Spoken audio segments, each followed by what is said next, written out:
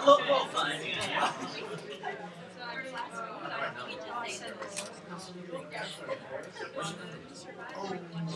Friday, Saturday?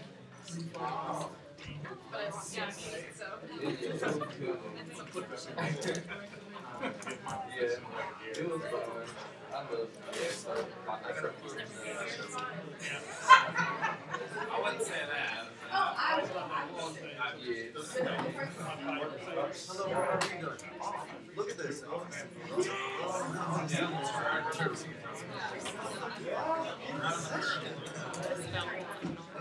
man, this is the last time for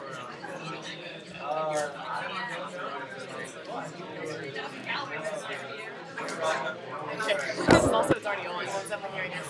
It's fine. It pulls out the noise. Yeah, I just, as I was plugging it in, it like fell off. Is it picking up? It says audio input capture, nothing's coming.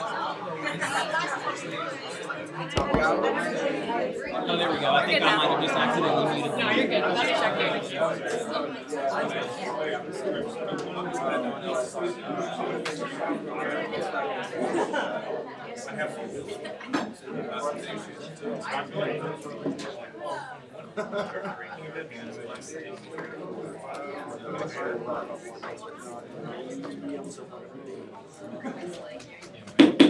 I call this meeting to order at 5:01 p.m. Vice President Marbley will call the roll.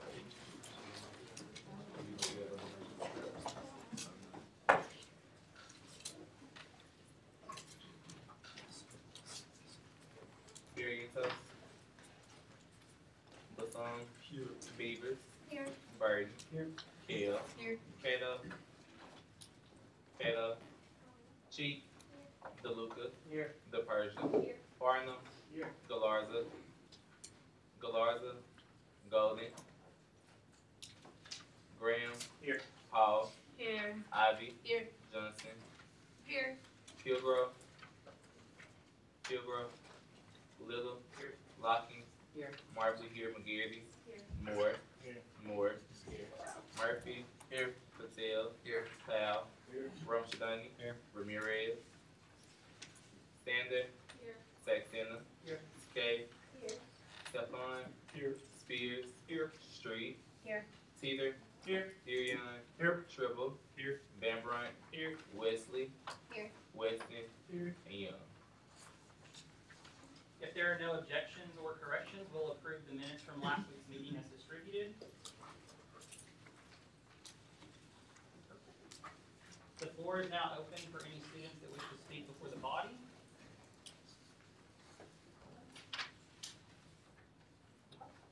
So we have a few presenters this evening. So our first presenter is Mr. Jim Neighbors, the General Manager of Airmark. So if there are no objections, I will suspend the rules for 10 minutes to allow him to present.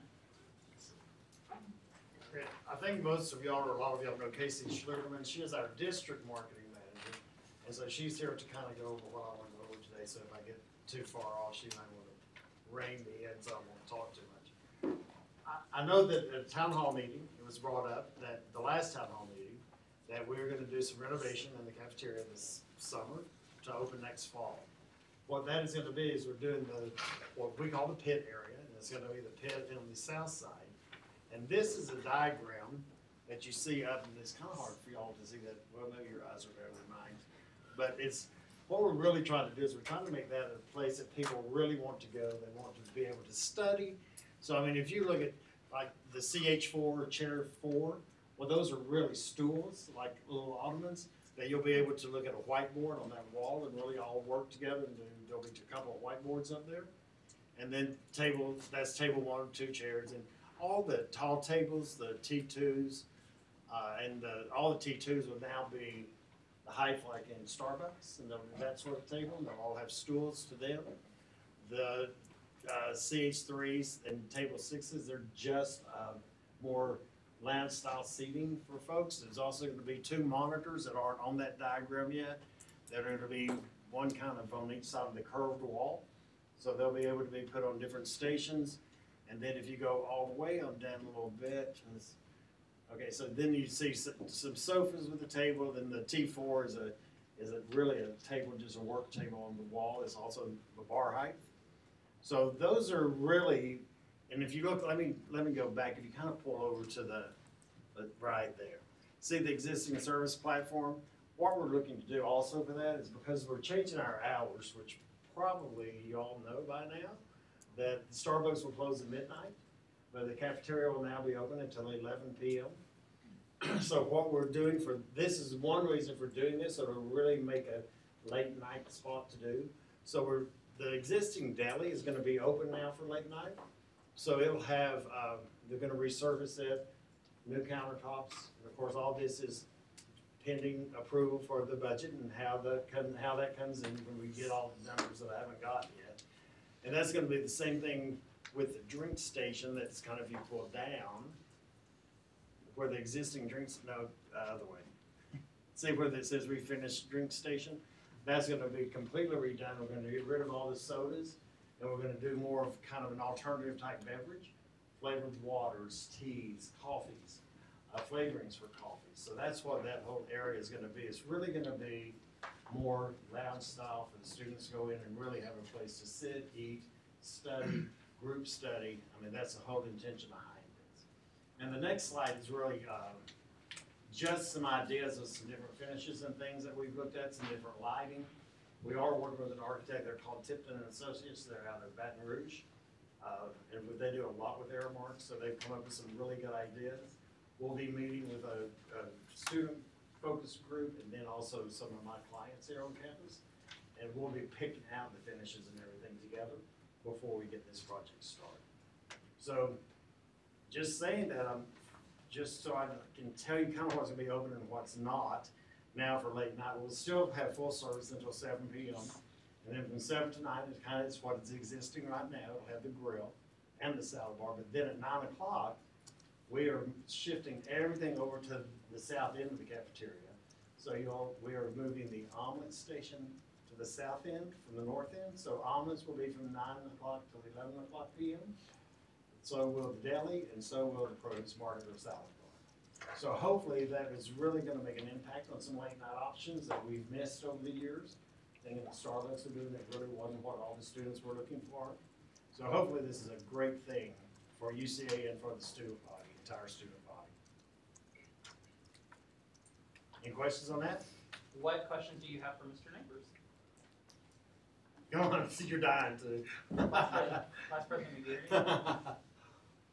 This is about something else, but I was wondering what happened to the egg salad sandwiches in the student center, and also in the cafeteria there are flags for different countries.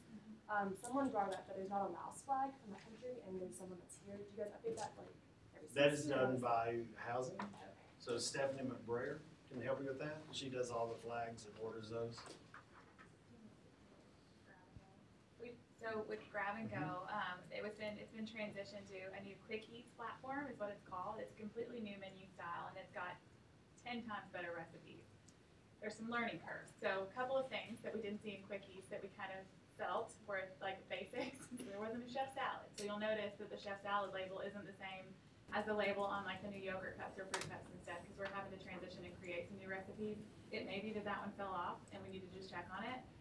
But I made a note to check with Connie and see why. That doesn't mean we aren't going to offer it. It just means it may have fallen off with the transition to these new things. Because the new Quick Eats program, it's like more than just, you know, your typical fruit and yogurt. Now we've got like Greek yogurt alternatives that are parfait cups and things that we can bring in that are better for you items, which we're really transitioning to, or trying to.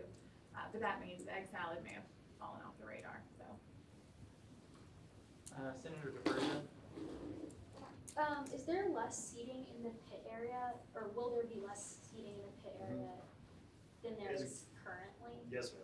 That'll cut that down about from 80 down to 50. What other questions do you have? Senator Watkins? And are you trying to implement these times potentially for next semester? Or? Yes, absolutely. And when will we know when the budget's approved for that to happen, or is that already, we're already sure that it's gonna happen? The budget, there is a budget. It's just to get all the final drawings and everything for the architects. And then we found out, because UCA is actually paying for this, so it's gonna have to go out to bid. So we've got our architects drawing everything up, and then it'll go to the university so it can go out and see it, so that everybody will be on the same playing field. Senator Patel. So is this just the south side, or is it gonna be north side too? For now, just the south side. Okay, do you know when the north side's gonna happen? No, I just know next year we've done the south side. Alright, thank you. Senator Johnson. Hi, I'm the College of Business rep for SGA, and something that we're sort of looking at right now is we've heard different requests for like more dining options, maybe just like more food offered in the Java City and the COB. Do you know if there's any like obstacles or anything particular that keeps us from having more food options in the COB, or? I really don't have a lot to speak to about that, and here's the reason. Because there's been, for the past couple of years, we have looked at the different things put in instead of Java City. And one of those that we've talked about with the administration here, with my client here at SG, with UCA, is to put in a vending Starbucks menu. Currently, I just sent them something else the other day, because they have not worked with Blackboard, so you wouldn't have been able to use your cards. Now they can be integrated with Blackboard. So I really don't know where Java City is gonna go. I can certainly look at putting more grab-and-go options in there, but as far as trying to put some hot food or anything that's cooked, it probably will not happen in that.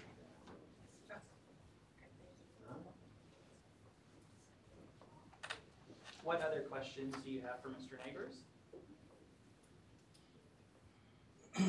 Senator Sorry.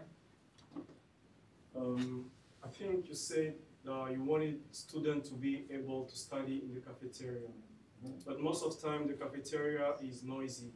So I'd like to know, will there be a policy that will ask maybe a student to be or to make less noise or something? I don't know that that's a policy that we could ever oppose, to have them making less noise. I think that probably the late night is gonna be more of the study time. I mean, this will be open throughout the day, because we won't be able to shut it down. So I think the late night's what's really gonna be created for people to come in and study and do homework there at that time. Any other questions? Senator Bergman. Yeah, I just wanted to voice a small concern with studying in bar stools. That just makes it really hard, I feel like, to sit there for long periods of time and study in those high chairs. I don't know, there's like normal chairs in that area too, right? Yeah, how many I guess, Well, I mean, just glancing at this, you're Yeah. gonna have 1, 2, 3, 4, 24 tall seats. Make that 29 tall seats, the rest will be regular chairs. I think the intention too behind it, because we thought about that, and so as we went through like design with architects, and I have zero design ability or bones in my body, but we hired people that did, and what we talked about is this space, the intention, all dining is going to like a soft space or like a third space for people to really find their niche with. So the mix of the different seats were hopefully like with the bar style seating and the tall tables for group study or group meals, because you're still in a dining facility, so we had to keep some of that down there. But then there's also what I love are individualized soft seating, the ability to move those ottomans as seats by the whiteboard so you can create your own space depending on your study need is there. The seats in the top and the other side pit are still going to be there for those that maybe want their own, general go find you a booth on the north side or something like that. But we definitely tossed that around when we were talking about it as well, just because they're not long-term comfort in the bar stool. However, that space seems to be really popular and for group pieces at least. So it's a good point for sure. Any final questions? Thank you all very much.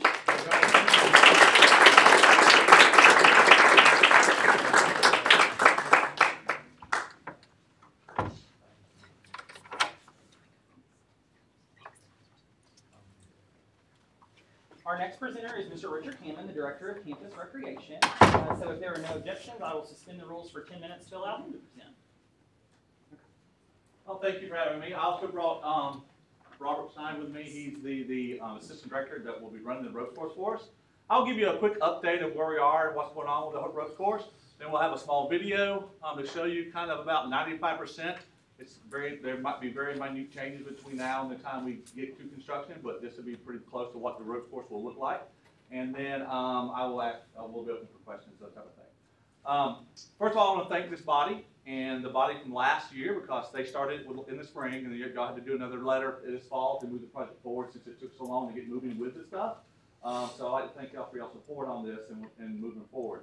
The deadline or the time frame we're looking at right now is that we're supposed to be here 1st of May to start construction. Obviously, with all the weather we've had this semester, that is pushed back. So they said, lucky, get in by the end of May, but most likely 1st of June, which still meets our time frame of opening up because it's anywhere from an 8 to 9 week construction period. Because it's just a lot of poles and ropes and stuff, so it's not a huge project as far as building type things. So then they would hopefully be done by the time we get back for August. He wants to be done August 1st. We come back on August 20 something. I can't remember that date, but hopefully there'll be time for training and stuff for us to move forward for those type of things. So unless weather keeps like it is, we should be okay to open in the fall. If weather has a factor, then obviously we can't control that, and we'll do what we can with that. So we'll go ahead and start showing the video. I don't know if it started or not. It looked like it did. If you back up a little bit. Back up? Yeah. Oh, it's on 0? Oh, okay. Hit play. I thought it, because that's probably, oh, it's kind of mid-swing. Nope, I don't have any sound. So pretty much a lot of it, we'll start, this is the team area where you enter through cargo net. Then you'll go into the ladders, and you'll have some tire traverses right here. We have some cargo nets across to get across on this section, going to where you'll make a 90-degree into the other part of the team area, where you have some planks and stuff to cross across. Then we'll have some multi-vine area. Then you'll be able to climb up to the 2nd level.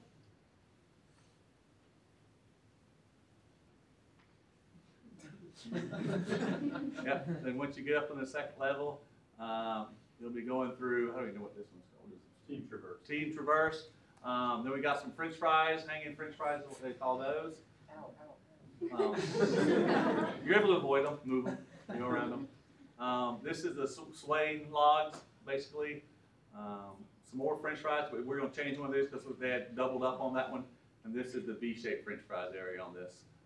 And then you will end the course if you go to the top level, going through it, depending on what your program's doing, then you'll end with a zip line coming out of that one. The zip line hopefully will be 300 plus feet, so we'll see how that works out. Then we have a climbing tower, which has 2 sides on it right there. Then the other side you don't see, you have the Jacob's ladder, which is another element. Then also this has a zip line off of here, so we have multiple zip lines out there on the course. Then we're going to the vertical playpen, which is what that's called. It's a single element. Then we're going to something called the pamper pole, which is the pole standing by itself right there. Then the poles to the right with the cord hanging down is called the, it can be both the giant swing or the flying squirrel. And those are what those are. So that's pretty much what the course is going to look like. This is all the high stuff. All the low stuff will be in between where some of the wood areas are, and we'll have about 15 elements of low stuff. So they'll have all those type of options to do low type of team building and stuff before we get up into the high ropes challenge stuff. Anything you like that? I think that was pretty much it. All right. Any questions? What questions do you have for Mr. Heyman? Senator Johnson? Hey, I might be a little bit out of the loop, but where exactly is the ropes course proposed to be located? Okay, do you know where the sand volleyball courts and the intramural recreation fields are? Yes. Okay, just south of that before you hit Day Board, back in that area that's open. We have cleared some area out already. There was a lot of wooded areas that we went through and did a lot of stuff too to get it prepped for this. There'll be a lot of ground prep we still will have to do. After they come and do stuff, we'll have to mulch a lot of areas of stuff and put it on the ground and make it so a lot of stuff, vegetation won't grow back up. And there is some places that actually cleaned out probably better than I should have. So we do want some vegetation to grow back up to give kind of buffers between some of the elements and some of the low rope stuff.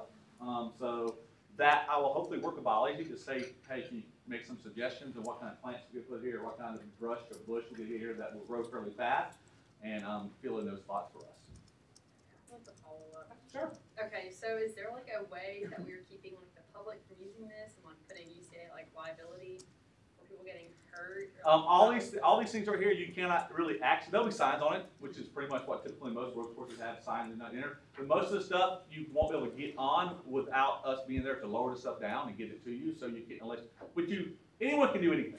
I mean, so I really can't say that's not going to happen, but there is that we try our best to put stuff up there to keep those from happening. Okay, thank you. There's no guarantees. Okay. Senator Little. So from previous experience that I've had with running ropes courses before, this is, I love the concept of it so far, but I've never seen one where you have like obstacles on top of one another. And one of the issues that comes up often with ropes courses is, of course, safety. Yep. And I've seen plenty of instances where people my age, they fall in like accidentally, because that happens a lot. People will fall during ropes courses. They'll fall, they get caught by the rope that's supporting them. But have y'all considered the chances and ways to prevent, like if someone falls from the second story, to not like actually like kick the head off someone on the first floor? Well, first of all, usually when you're doing that, you're not having both first and second floor going at the same time. Okay. Secondly, it's a dynamic. Is that correct? Static. Static. Sorry, static. You're on the static belay, which means it's a short rope. It's not a normal belay system that you'll have from the ground all the way up that you can fall farther distance. So you're just statically belayed up top, and you just fall a little short distance, so you're not going to fall into the second level. So. What other questions do you have for Mr. Hammond? Senator Durion? The rates that you gave us in the previous semester, are these still going to be the exact same? They will not be the exact same. Obviously, minimum wage went up. And minimum wage is going up for the next couple of years. Okay. So we did make that adjustment. I think Spencer has a presentation on that later, which we gave him our updated rates, which we will predict for the next couple of years based on minimum wage increases. Excellent. Thank you. Yep. Any other questions for Mr. Hammond? Ms. Shar? So will groups be able to rent this out, like for a birthday party or something? They possibly could in the summers and stuff when students aren't here and it's going to be slower for the usage of the students' population. We will try to probably do some of those things. And that's one reason I had the second one coming off the tower as a zip line, so that for younger people to be able to zip line and do the climbing tower and get up to the zip and be able to zip and not to go through the whole ropes course team thing to get off the zip line, because some of it might be a little more demanding for the younger ages. So we thought of that ahead to possibly have some stuff like that to make some revenue or to offset costs. This is for my birthday. Your birthday. Well, as an adult, you can probably do the parent ones. Senator, sorry. Will this be open only to UCA students? No, it will not. There will be 3 phases of pricing. The pricing that we're giving you, that Spencer will present on earlier and that we presented on last semester, is pricing for the student only, and that price is bare minimum cost. So if it costs me how many workers I have out there and how many hours are out there for you is what we're estimating. So that's the cost we're putting back to the students, and that's just how much it costs me to run that facility. The facility was already built with the money from students in my reserve, so there's no trying to make anything off of that process of it. But we will have a second tier cost for nonprofit organizations like high schools or churches and those type of things that might want to rent the facility on the weekends or times that we're not getting use from students. And that they'll have that price. And then we'll have a corporate price for corporations that want to come out and try to use it for team building or stuff like that. So we'll have those 3 price tiers on it. Thank you. What other questions do you have? Senator Weston. Thank you. So I'm interested in like how you're going to market this. Like, so next semester, will you do like an opening day and make the price cheaper? Well, there's several things to do that. Actually, we'll have a grand opening for the event itself, and obviously that will be free access to those type of things. A lot of places I've worked at before will have tech days or free days come out, and that we just put it on in the afternoon from like 4 till dark. And anyone that comes out to want to do a certain thing that we set up for that day to come out free to use it, to get people on it, to get them used to it, to understand what it is. So we do that probably once or twice a semester, so people come through and do this type of thing. Cool. To get access to it. Thank you. Any final questions? Thank you very much.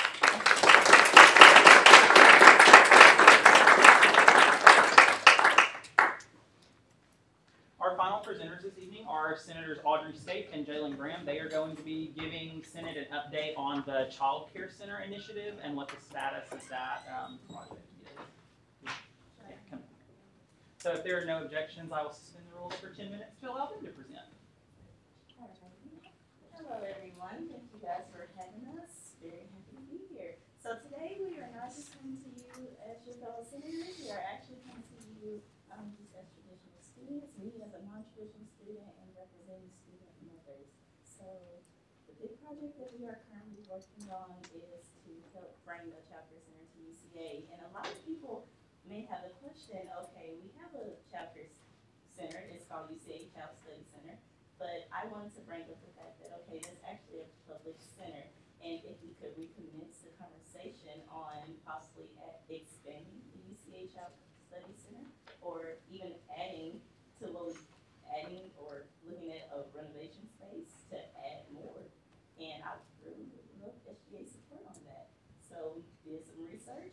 I pulled together a steering committee, and they are amazing. They dug and found all type of good statistics that we would love to bring to you guys in the fall and have a formal debate on it then. And we're here today just to ask for your support. I've basically just been running second behind her. She brought it up. She's amazing. She's been amazing the whole time.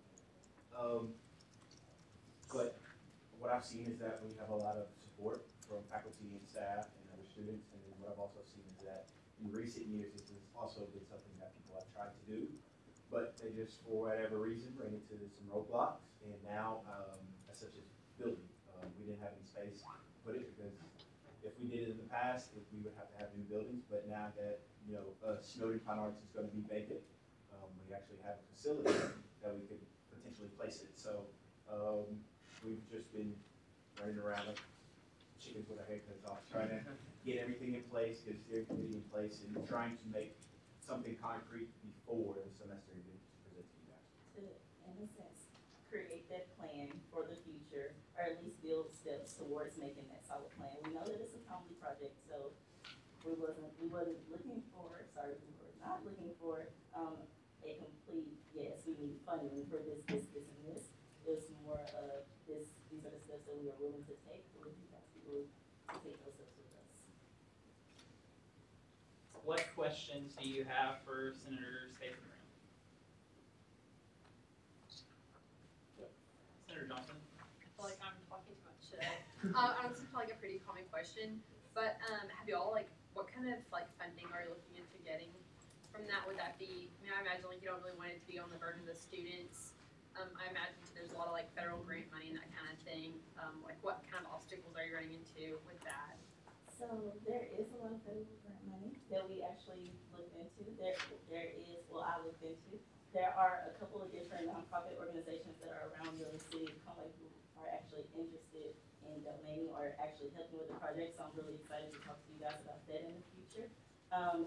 We are looking at the concept of having a free daycare is close to impossible, but at least having a lower rate for students is definitely possible because there are a ton of nonprofit organizations who specifically have childcare who have lower rates. So balancing out the budget sheet for that is something that we will definitely need guidance on, and we will look more into over the summer and then going into next semester. One thing I would like to add is as far as staffing goes, we're potentially looking to making it as a potential work study, especially for education majors, just because they can get their hours that they need, they can shadow, and then they can get some experience in the field that they want to pursue. And so we were looking at that. I mean, it's a win-win situation because we don't have to go outside and give someone else higher wages to support that facility, but we can also give our students a brand with some of the universities. And I had an interview with Mrs. Whitney Burns. She's the director of the UCA Child Studies Center, and she talked about how she didn't know who to talk to here on campus, but even thinking about the possibility of expanding the UCA Child Studies Center. And sure, the rates will be different, or if it's a family who's public versus a student that's on campus with their child. But even like Mr. Jenner just presented, there could be different rates for different situations.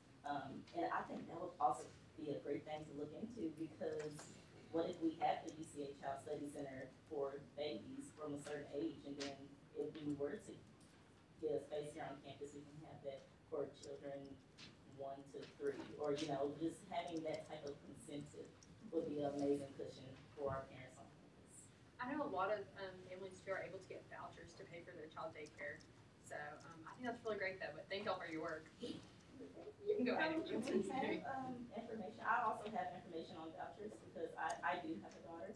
I'm a mother of a beautiful 4-year-old little girl, but it's very hard to get vouchers speaking from experience. And so we have those resources for those who are looking for vouchers, but until then, we just want to be able to offer that incentive, okay, you can pay this amount for this semester, and hopefully there will be a plan to work with their schedule. So if you have a Monday, Wednesday, Friday class, your rates will be this, or if it's just a Tuesday, Thursday, or if you're looking for a full week, there will be rates and schedules for that. Okay, that sounds great. Thank you. You're welcome. What other questions do you have? Yes. Senator Watkins? Okay, so this semester, have we done like a survey to like see how many people would be affected or like would want it? Because I know this is something SGA has been working on for a very long time. Thank y'all for working on it. We appreciate you. Like, have we done a survey like recently, just to like, you know, test the waters and everything? Okay, so far we have been looking at the research that was done by a former SGA president. Kelsey Rogers is her name. She's amazing. The committee that she worked with back in 2016-17, they did an amazing needs assessment, and they did a couple of different surveys that we were digging into and pulling out the data from their survey because it's fairly recent. I personally would love to do a new needs assessment, and so that's another thing I would love. The reason why we want you guys to support, because everything we're going to bring back and say, hey, how does this look? How does this sound? Is this presentable? Should we present this to the student body? So it's definitely in the works. Of course. You're doing great. Thank you. Any other questions? Senator Westhead? Oh, I'm sorry. I'm so sorry. My bad. So I'm interested into the like staffing part of the deal. And so, like, would it be more like UCA faculty kind of interweaving into the mix, or would it be people outside of campus or students? I think it could go either way. It just depends on however we organize it. But to say that, just want to say that we want to get students in as much as possible. So if faculty have to oversee it, I'm perfectly fine with that. You know, that's something we can do with, and we would be opposed to. But yeah. Cool. And to bounce a little bit off of what you said, Miss Whitney Burns, she is a faculty member of this campus, and so like even if she transferred over, or like she was over the entire thing, like that would be great. Or if they brought in a new person, they would be considered a faculty member, and so it will still be within UCA's range, in a sense. But like you said, we would love to make it open to the students, and so she has a total of 27 workers just at the UCA Child Study Center, and they're a tiny facility. So imagine how many students we can get in if it expanded. So.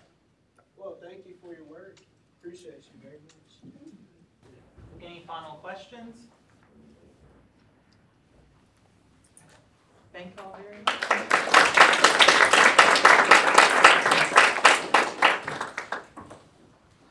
So I will go into my report. So will all the members of this year's Election Rules Committee please stand? So I want you all to join me in thanking this group of individuals for their hard work.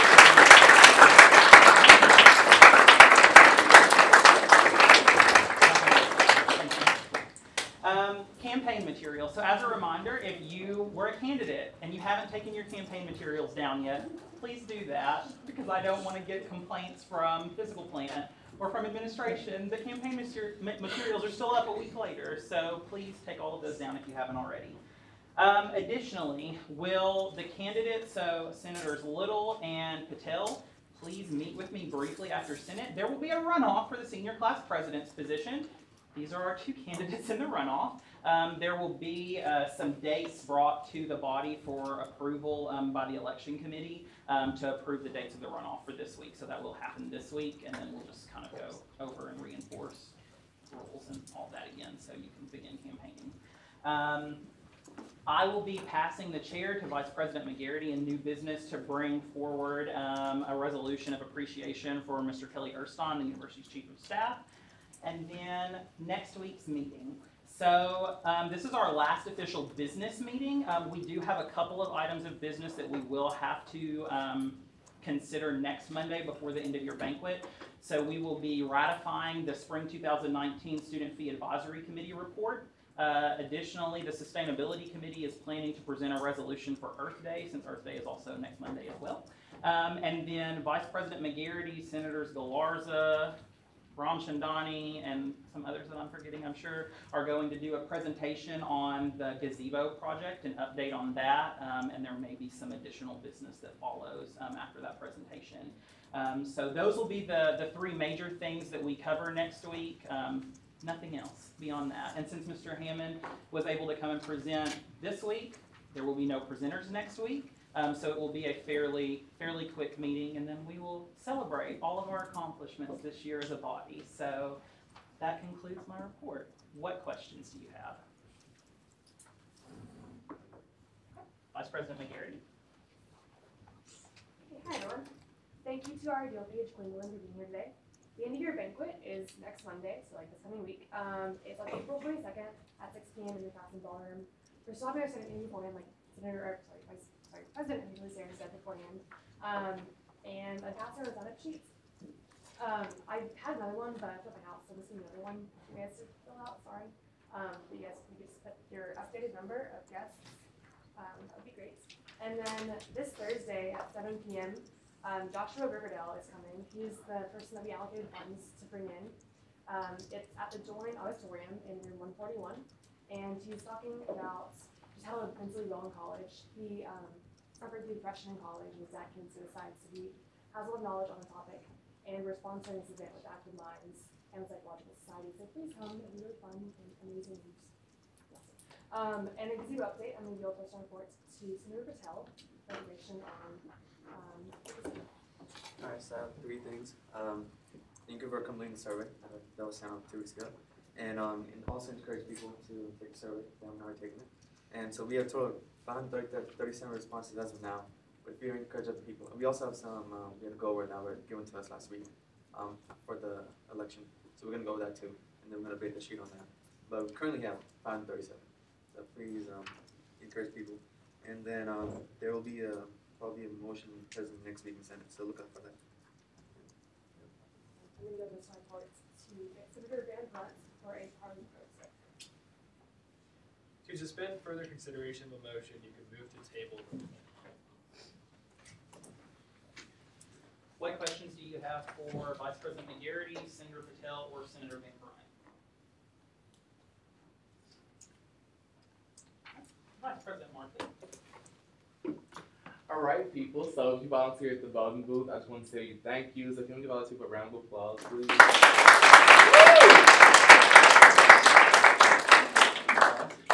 Yes. So I just want to say thank you all again because the voting booth went without a hitch and it was very great. Walking past it, hearing students talk about it, you all being very active and engaged at the voting booth, and for this to be one of our most active elections that we've had in years. So having over 1,600 votes. And a lot of that was in large part of you all and engaging with our students, so good job. Secondly, we have our social media giveaway. The PR committee will be meeting after this briefly. Surprise if you didn't know.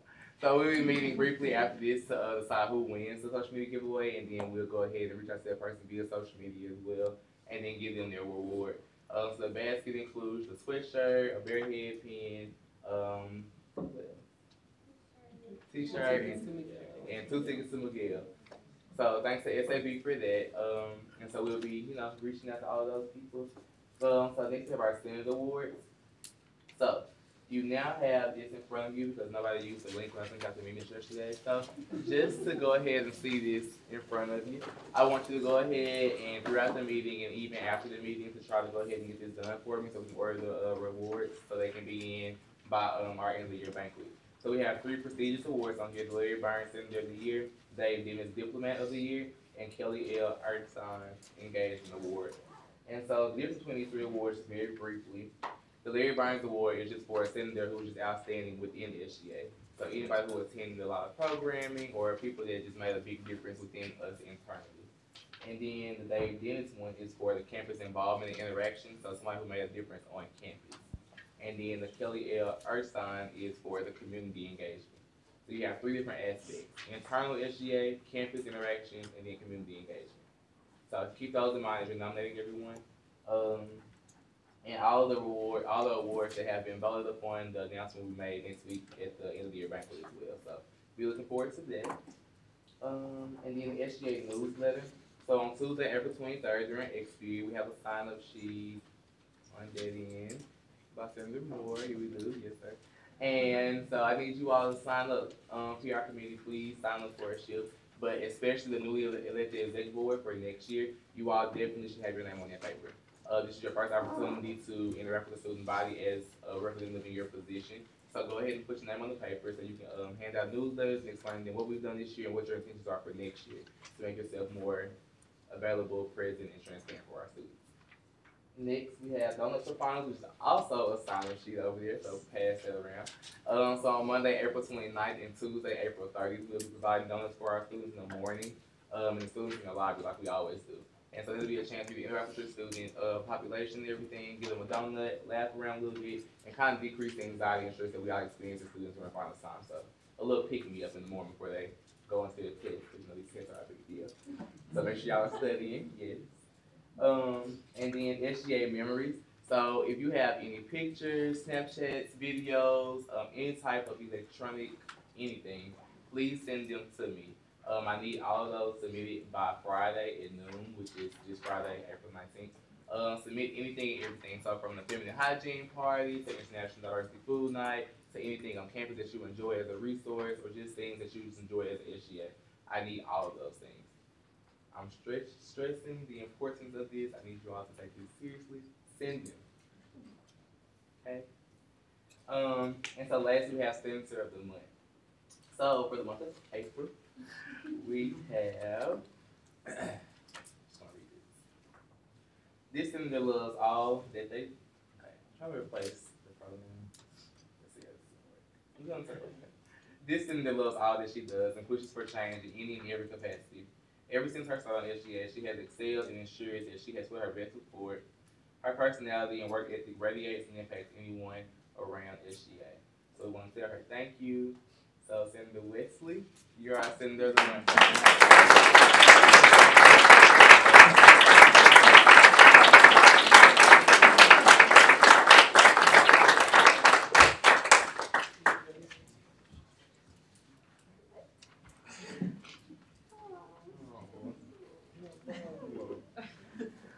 And then just a little insight in the fun fact. The orange Gather Merit free cards, if you all haven't submitted yours for this semester or last semester, you can keep those. Some of you are going to SGA and just use those if you need to. You don't have to turn those back in if you haven't used them. I know it's like one of the last meetings, so yeah, if you haven't used them, hold on to them. Pretty valuable, I think. What questions do you have for Vice President Motley? Senator Avi? When do you need these senator awards by? Preferably by the end of tonight, but latest tomorrow morning, I would say at 10. Okay. Senator Graham? Do you want those in your box? Yeah. In my box, on my door, in my hand, wherever. I'll do. What other questions do you have? Senator Sorry? When can we get the SGA graduation codes? Anytime, so just leave me after the meeting. They're in the office waiting on you. Other questions? Senator Little? What was the date for donuts for finals again? Monday, April 29th and Tuesday, April 30th, from 7:30 to 10:30 a.m. Senator Farnham?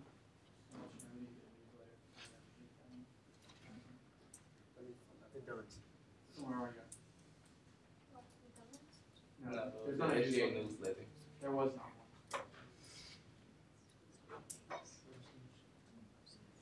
Spring, what you signing? Oh, I was just writing on my. Oh. It's out there somewhere. Remember which end you put it on? They both on their end. Okay. He just put one on this side, one on this side, so they should be crossing each other. Yeah, you just pointed this way. Yeah, I'm sorry. But if you don't get it by the end of the meeting, just let me know. Cool. Any other questions for Vice President Marbley? Vice President Burton? Hello. So today you got a budget update for any motions that might be presented involving finances later in new business this week and next week. In addition, kind of a brief update on our Zachary lecture program. We got about over 12,700 rides and 4,700 members, and it's a steady increase every day that it continues to be beautiful outside. So we'll hit marketing hard this week and see how it goes. And then in addition, I'm going to be submitting a motion in new business related to what Mr. Hammond was speaking about today.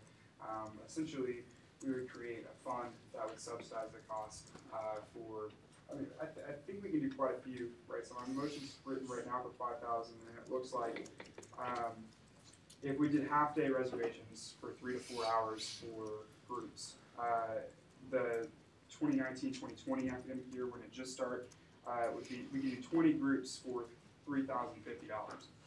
So then you take that difference, we could probably do that difference in more groups. Right, but the cost thing will be in the minutes. It's just, you didn't give me an electronic copy. Just need to speak on it. And then for perspective, his idea of his minimum wage increase comment, next year, so 2020, 2021, it would be $32.50 for 20 groups, half-day reservations. Right, so it's not too much different. So every my idea this time we were talking about it in exec was just to say, okay, $5,000 to start, and then y'all can continue it in perpetuity if you choose next year. Right, and then it's really, the cost is minimal to reflect the change in minimum wage. So if that's something that we want to do, we'll talk about it this evening. That's all I've got. What questions do you have for Vice President Burton?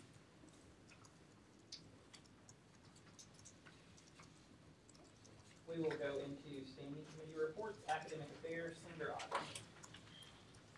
All right, so for the past week, we have had 332 responses on our academic advising survey. We're going to have that open another week. We're going to send it out again to just make sure it is at the top of everyone's email, because there have been a lot of surveys sent out since then and a lot of other things. So we want to make sure that we are getting an accurate representation from our student body. What questions do you have for Senator Avi? Internal Affairs, Senator Watkins.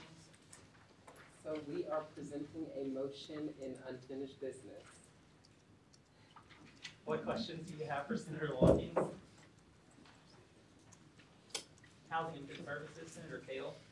Okay, we did not meet because we're basically done for this semester, but our cookout was awesome. Special thanks to Senator Thurion for coming to the rescue with a grill when there was a miscommunication with the alumni pavilion, but it was really great, and the food service workers really appreciated it, and we're hoping to make this a yearly thing from now on.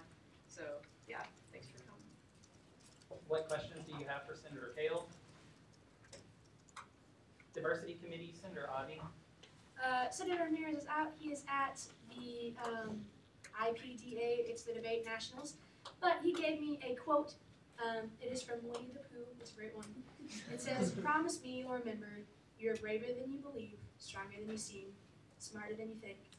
And that was from the creator of Winnie the Pooh. All he told me was that International Diversity Food Night was a great success. I was there. It was awesome. There's tons of amazing food. And he said he will have a further update in the future if you would like one. Student Fee Advisory Committee, Senator Teeter. All right, so SFAC met, was it last night? Last night. We had a great time over some pizza and some Coke, and we deliberated for a little over an hour. And so be expecting your SFAC report done, ready to go by next Monday. What questions do you have for Senator Teeter? We'll go into ad hoc committee reports, Bear Advocacy Group, Senator Thurion. So as for updates, we've checked about every box that we wanted to. We're honestly just making sure that we're putting a solid file together to where we can continue on capital to campus for the fall and spring semester coming up, because that's going to be quite the election season in the spring semester. So we're just going to make sure our foundations for our caretakers of this committee will be able to pick it up exactly where we left off and just hit the ground running. And that's all we do. What questions do you have for Senator Thurion? Community engagement, Senator Sander. Okay, so we're winding up here. Also, if you want to say what's in the t-shirt, or anybody that you think wants to say what's in the t-shirt, say one. What questions do you have for Senator Sander? Student Resources, Senator DePersia. Hello, we have no updates that won't come later this evening. Any questions for Senator DePersia? Sustainability, Senator Spears. So, as many committees, we are kind of powered down this semester, but we still have a few kind of key things that we'd like to see done as kind of the weeks progress. So we have since sent the physical plan, all the physical things regarding trash cans and recycling on campus, and then we were just kind of compiling our list for a continuation of goals and different things the committee wants to see going forward, and we'll kind of solidify that list going forward tonight in our last meeting of the semester, and that will be on the webpage, as well as if needed, an accessory document for any other in-depth ideas that the committee may have. And then we will also, don't forget, next Monday is Earth Day, and so you'll have a lovely, lovely Earth Day resolution to kind of cap out the semester. That's all. Any questions for Senator Spears? Any university committee reports? Senator Beavers? Yes, the library committee met today, and he was basically updating us, Dean Covington, on their strategic plan. So they made some improvements to some security issues that they've been audited on. They removed the social security numbers of students from the documents that they were transferring across campus, so that's good. Yes, they're looking at, so they're looking at a new management system, like kind of going more towards like the cloud-based storage. And just a couple other small updates. I asked him about OER again, about the strategic plan, and he said that there's room for discussion for that in the future. Other university committee reports? Okay. Any unfinished business? Senator Lawkins? I move that the UCASGA amend Article 4, Section 3, letter E to reflect the authorities and obligations of the Executive Board during elections. Second.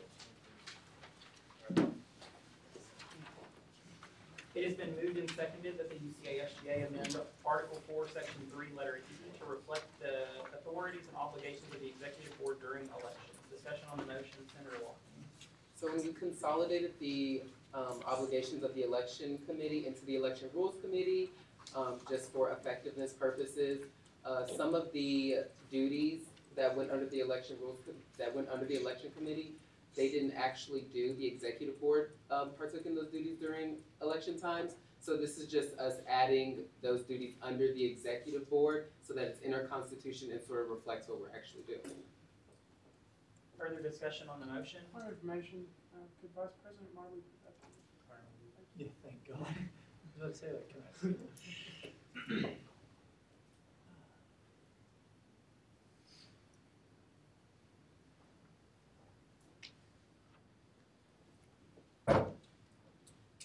Let me know if y'all want to scroll up.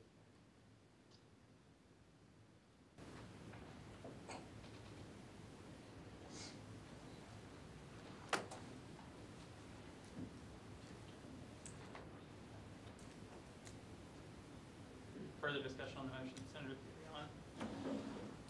Senator Lawkins, will you yield to a question? Yes.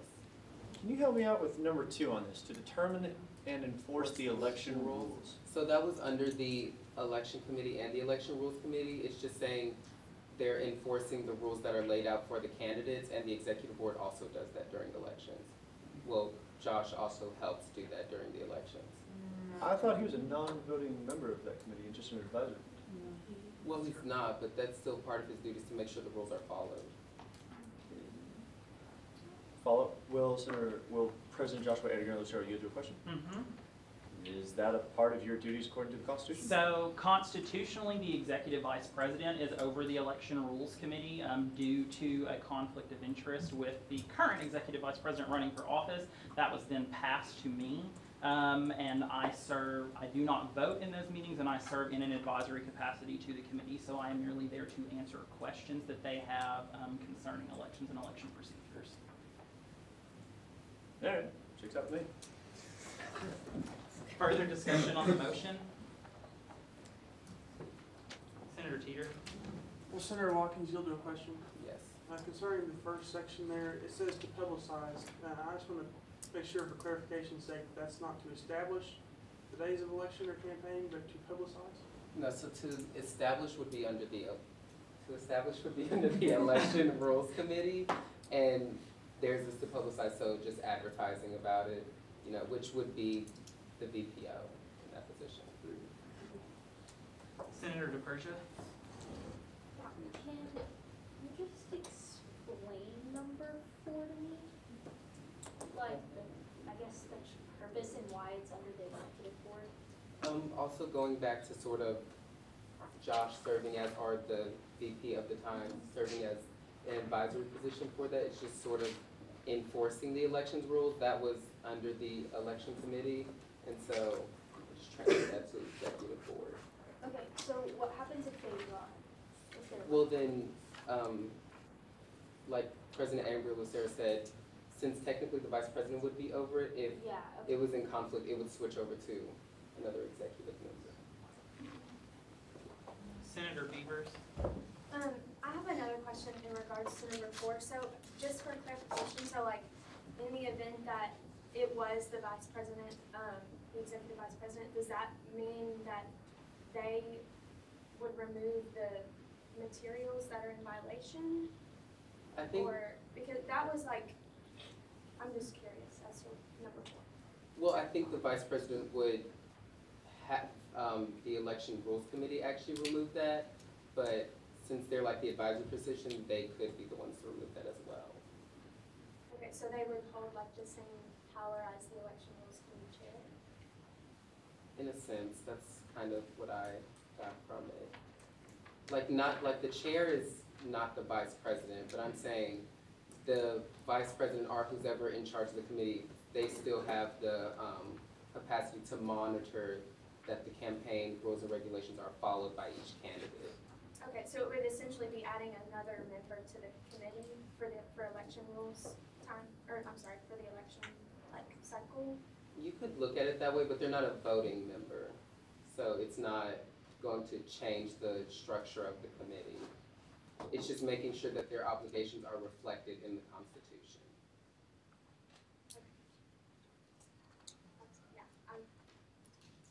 Further discussion on the motion, Senator Little. Senator Watkins, would you do a question? So last week in the constitutional amendments that you sent out to the Senate, one of the second summary was about the Election Rules Committee from Article 4, Section 3, saying this amendment would eliminate the Election Committee and consolidate its responsibilities in the Election Rules Committee if passed. And President Edgar Lucero, that constitutional amendment passed like after voting, is that correct? The constitutional amendment, I'm sorry. Yes, the one concerning the Election Rules Committee. Combining the committees to form one election committee, or Yes. this election rules committee, yes, that amendment passed and is now in effect. Okay, so with this, I'm feeling a little bit conflicted in that I don't want the students thinking that like either like, because what it's saying here from what is passed, it's saying that there would still be an election rules committee that would consolidate all rules and dates and everything for elections. But in this amendment that you're proposing is saying that it's now all the responsibility of the executive board and making no mention to an election rules committee. So I just want to get your clarification on that as to if both bodies still exist, and if they do, which one would actually have all of the authority to enforce elections. So the previous notice that you're referring to in that article, when we consolidated election committee and the election rules committee, President Edgar Lucero pointed out duties that neither of those committees partake in. So those duties are things that the executive board actually does, so like holding the meetings and publicizing. So that's what we're putting into there to make sure that it's reflected that the executive board does that. So the actual running of the rules and the campaign for candidates is still in the election rules committee. Okay. There's some more information. Further discussion on the motion? Senator DePersia. Just hang on for a second before we move in. Yep.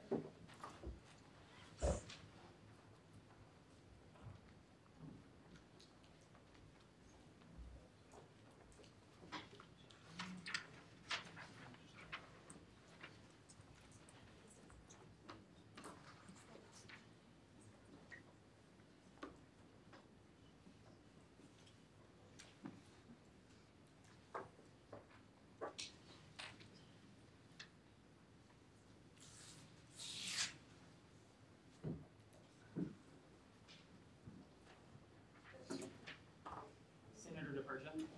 I move that we remove section 4 from the proposed constitutional amendment. Second.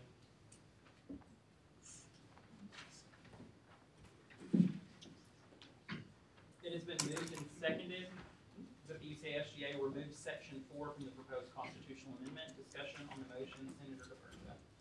Yeah, I'm not exactly quite sure the purpose of that being in there still, despite the explanation.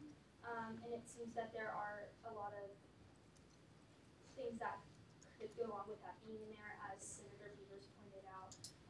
It seems kind of like the election rules committee is already kind of in charge of handling that. Further discussion on the amendment to the motion? Senator Weston, please. I just want to kind of I want to stand to just leave that in there, only because like it's worked forever since it's been put in there, and there's no reason to change it. Thank you. Senator Beavers. I don't know, am I supposed to rise and support? Yeah, either rise, don't forget when you're standing to speak on a motion, you're rising in support or opposition, and we're debating the amendment, not the constitutional, or not the original motion. We're debating the amendment to the motion. Okay, well, I rise in support of the amendment because it said, the wording is just not entirely correct because it says to monitor and remove any materials, and the committee that I served on, we didn't remove any materials. If there was a violation, we asked the candidate to remove the material. Further discussion, Senator Watkins. I also will rise in support of this. This is just all of this is like completely reflected in what was in the Constitution already. I didn't change anything. I just sort of copy and moved the amendments. But Senator Beavers, having served as the Rules Committee Chair, if she's saying that that's not what they did, then I rise in support to remove it, just so, because the whole point is to make sure we're reflecting our practices in the Constitution, and if she's saying we don't do that, then so yes. Further discussion on the amendment? Motion to approve by unanimous consent. Second. The amendment to the motion passes. Is there any more discussion? Now we'll go back to the original motion. Is there further discussion on the original motion? Vice President McGarity. I move that UCSGA remove section 2 from the proposed constitution. Second. It's been moved and seconded that the UCSGA remove section 2 from the proposed constitutional amendment. Discussion on the motion, Vice President McGarity. This is a role that the election committee typically takes, so nobody has to go in and do it before. Further discussion on the amendment to the motion?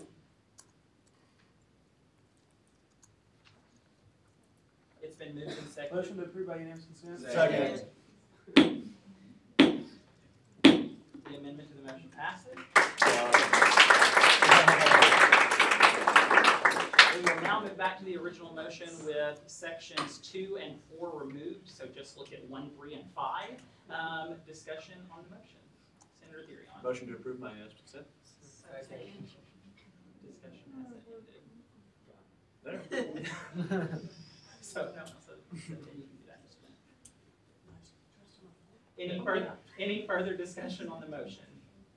Senator Little. Senator Watkins, just a point of information now. So this is basically now that sections 2 and 4 have been removed, it's just making it just clear to know like the remaining obligations of the executive board are now just like in writing now? Yes. Okay, cool, thank you. Further discussion on the motion? Okay, it has been moved and seconded. Motion to approve by unanimous consent. Second. The motion passes. Is there any more unfinished business? Is there any new business? Sorry.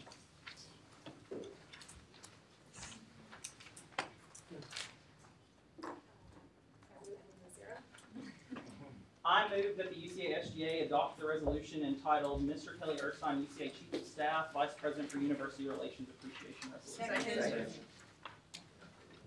There's a move and seconded that UCSGA adopt resolution entitled Mr. Erskine, UCA Chief of Staff, Vice President for University Relations Appreciation Resolution. Special motion, Vice President and Zero. Whereas Kelly Erskine has truly been an admirable student advocate at the University of Central Arkansas and has worked tirelessly to aid the Student Government Association in all that we do. Whereas Kelly Erskine served as the student body president from 1978 to 1979, board of trustees from 2000 to 2004, Vice President of Advancement and Development from 2004 to 2008, Chief of Staff, Vice President for University Relations from 2015 to 2019, and Interim President from December 2016 to February 2017 of the University of Central Arkansas. Whereas Kelly Erstein has played an integral role in advancing the university's aim to further become a respected institution in which all faculty, staff, and students have pride in attending and working. Whereas Kelly Erstein has fully and wholeheartedly invested his time, passion, and resources to the University of Central Arkansas and its students. Whereas Kelly Erstein received the Student Government Association's Administrator of the Year Award in 2018 for his unwavering support and dedication to the Student Government Association and for working closely with us to complete tasks and projects. Whereas Kelly Erstein served the University of Central Arkansas in some capacity for over 40 years and has created an impact on the university over these years that is immeasurable. Therefore, be it resolved, the Student Government Association honors Kelly Erstein in recognition of his many years of dedicated service to the University of Central Arkansas and its student body. Be it further resolved, the Student Government Association deeply appreciates Kelly Erstein for his love and dedication to the students at the University of Central Arkansas and for providing student government with the tools to be a positive voice on campus, as well as following his footsteps of being true student advocates and servant leaders. Be it finally resolved, the Student Government Association establishes the Kelly L. Erstein Engagement Award in recognition of the dedicated service and leadership Kelly Erstein has shown the University of Central Arkansas and its student body. So as I mentioned a few meetings previously, Mr. Erstein is resigning his position as Chief of Staff, Vice President for University Relations, effective August of this year. He is accepting a position as CEO of the Independent Insurers of Arkansas. And like it said in the resolution, he has served this institution, advocated for this institution in some capacity for over 40 years. He has been a staunch supporter and a staunch advocate of students and the Student Government Association, and I think that this is just perfect to appreciate him. I'll offer this resolution from our body, thanking him for his years of dedicated service and what he will continue to do even if he's no longer working for the institution.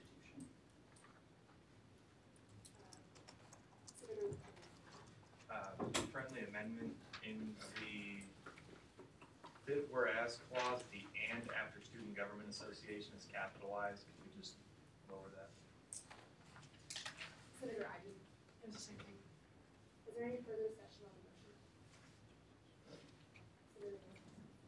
Someone who's a English major, better maybe to correct me on this if I'm wrong. But on the, I can make a friendly amendment on the fifth whereas clause, after immeasurable, should that be a semicolon after the word, or should it remain a colon?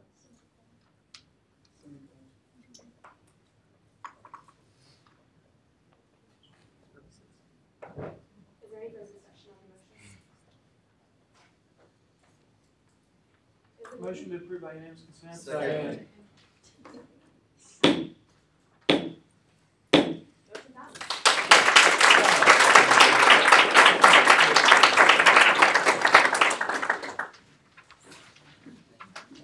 Is there any more new business? Senator Scaife. I move that the UCASGA adopt a resolution titled Child Care Center Initiative. Second.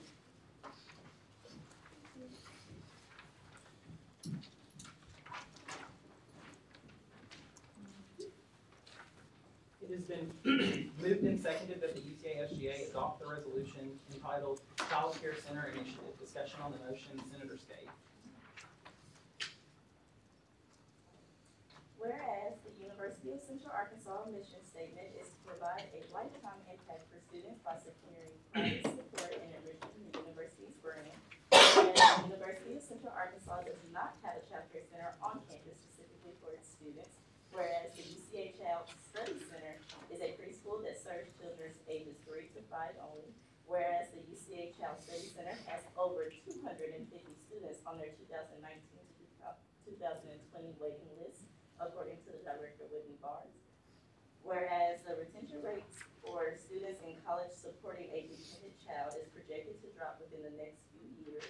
Whereas a student-focused child care center can provide a haven for parents on campus so they would know that during scheduled hours their children are safe and nearby. Whereas a student-focused child care center can be beneficial to the University of Central Arkansas by providing work study and volunteer opportunities to parents or students interested in working with children on campus. Whereas the average student cannot afford efficient child care services without help from family members. Whereas according to the Center for Disease Control, although teen pregnancy rates have declined consistently during the past 25 years, the rates of unintended pregnancy still remain high. Therefore, be it resolved that the Student Government Association urges the university's leaders to recommence the conversation of adding a student-focused chapter center to the university. Be it further resolved that the Student Government Association wholeheartedly support the initiative to add a student-focused chapter center to the University of Central Arkansas.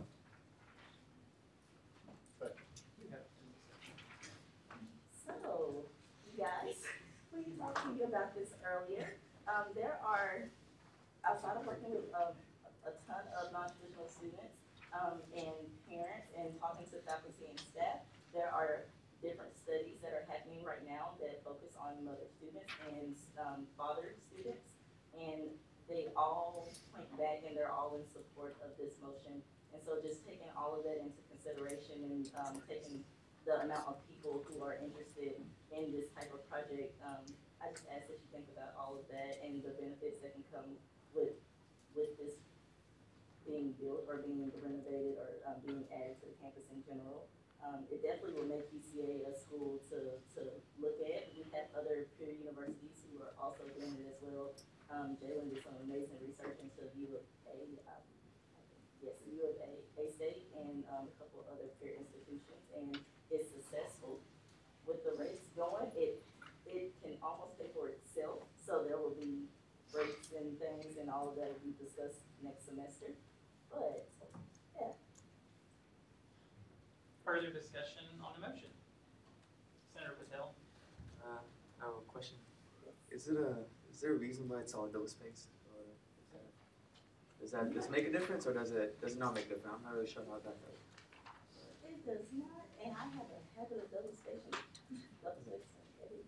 So the friendly amendment to make it single space, or how? Friendly amendment to make it? Okay, perfect, thank you. Yeah, there's not a required for that. All right. Senator Wesley. The first whereas clause on the back page, neither of those commas are needed. Because the two parents or students is not a list, it's just the either or. So is that a friendly amendment? Oh, yeah, friendly amendment, yeah, sorry. Is there any objection to that friendly amendment? And then the one after children also. Any objection to those friendly amendments? Senator Little. I have three friendly amendments I'd like to make. First, on the first whereas clause, I believe that the "he" would provide needs to be lowercase because it's not establishing a new sentence. Secondly, on the fourth whereas clause, the word "the" should be put in front of the UCA Child Study Center to make grammatically correct. And then finally, on the second resolve clause on the back page, to add the letter S on supports because Student Government Association is a singular noun, not a plural noun. Are there any objections to those three friendly amendments? Okay. Senator Johnson. I have a friendly amendment on the last whereas, the quotation marks just don't end. There's no closing for that. So where are you wanting? What's your I don't know where the quote ends, so I guess my question is wherever the quote ends to put the closing.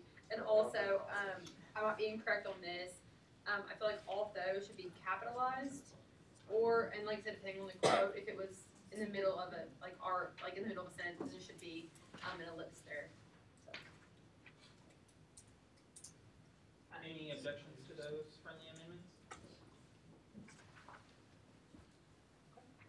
Further discussion on the motion? Senator Perza.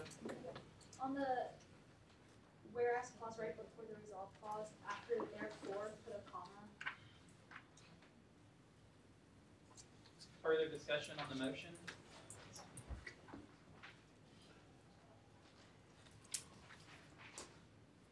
It has been moved and seconded that the UCASGA adopt a resolution entitled Child Care Center Initiative. Roll call vote, Vice President Markley. Motion to approve. It's too late, we didn't get it.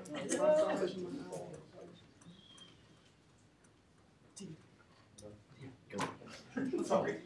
Period. So, with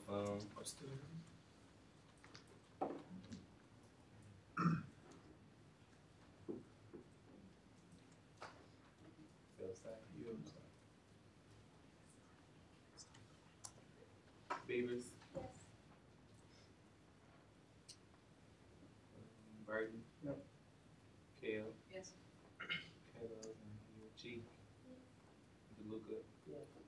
DePersia. Yes. Barton. Yes. Galarza, Golden, Graham. Yes. Hall. Yes. Ivy. Yes. Johnson. Yes. Little. Yes. Lockton. Yes. Marbley, yes. McGarry. Yes. Moore. Yes. Moore. Yeah. Murphy. Yes.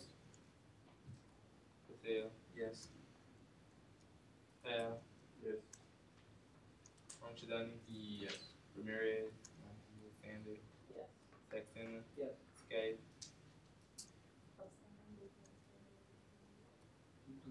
Yes. Stephon. Yes. Spears. Yes. Street. Yes. Cedar. Yes. Darion. Yes. Tribble. Yes. Van Brunt. Yes. Wesley. Yes. Weston. Yes. Young.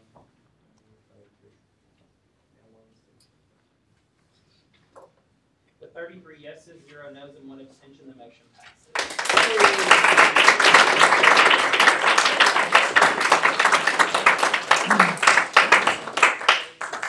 Is there any more new business? Senator Sander. I move the UCASGA allocate no more than $1,675 to cover outside all funds garnered from the SAFA account. There's a motion on the floor. Is there a second? Second.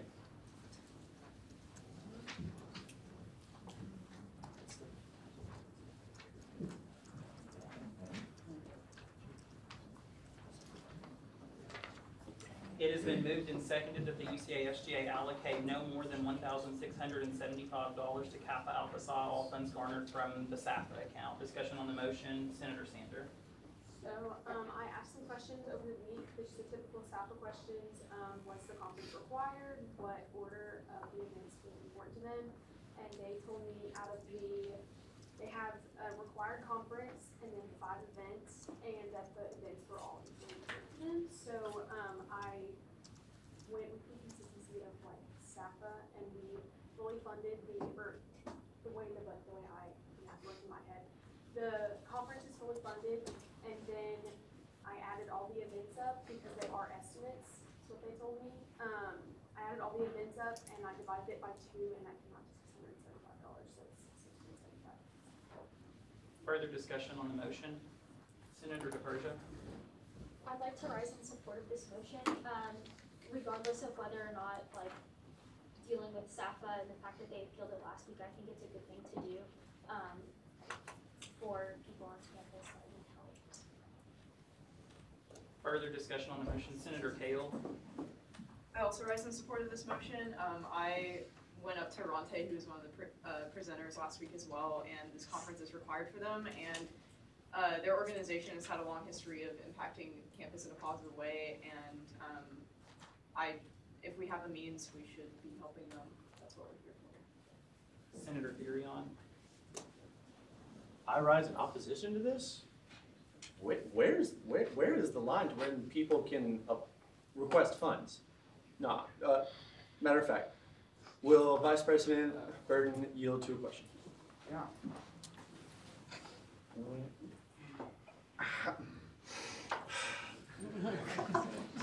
Where is there an actual limit that these organizations have to abide by when it comes down to requesting funds from us? Like, is SAFA deadlines, is that not good enough? Or, my apologies, is there a certain deadline that all organizations must abide by to request funds from SGA? I mean, there are SAFA deadlines. Those are explicitly posted. This was an organization that had a situation and then appeared on an open forum request and made a 5-minute speech, asked for something.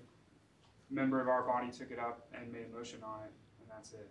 I mean, we have the ability at any time to, as a body, to decide to allocate anything to anyone for any purpose, so long as it's a 2-vote vote, depending on the account, whatever. So there's a set process for SAFA, but there's nothing that says explicitly in what's before you or your constitution, we can't do this, you know what I mean? Okay. And I mean, this is, Alright, so again, stand in opposition to this. This is, in my opinion, way past the deadline and just, we've already gone way over budget multiple times. I stand against those motions in the past, I'll stand against this one today. Point of information, has this been approved by the finance committee?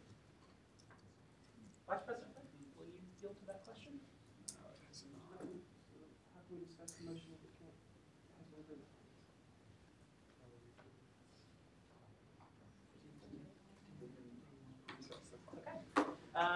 We will hold discussion on this motion and recess for 10 minutes to allow the Finance Committee to convene.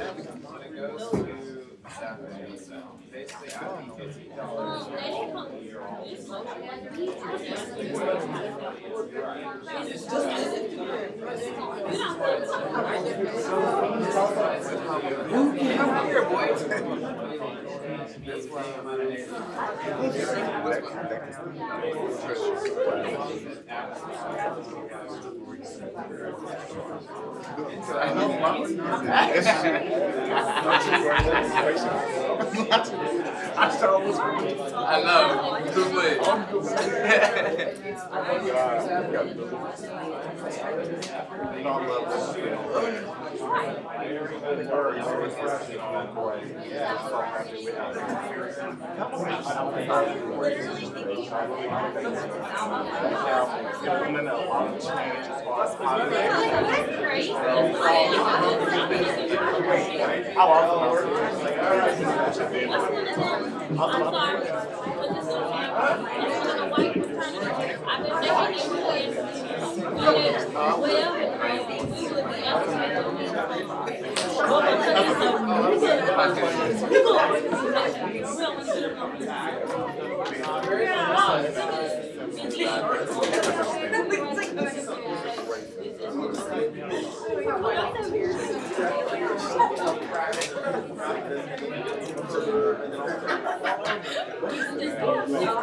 Hey y'all, during the recess, if y'all want to go ahead and vote, that would be a great start. You gonna hand me that? Do I look like a page to you?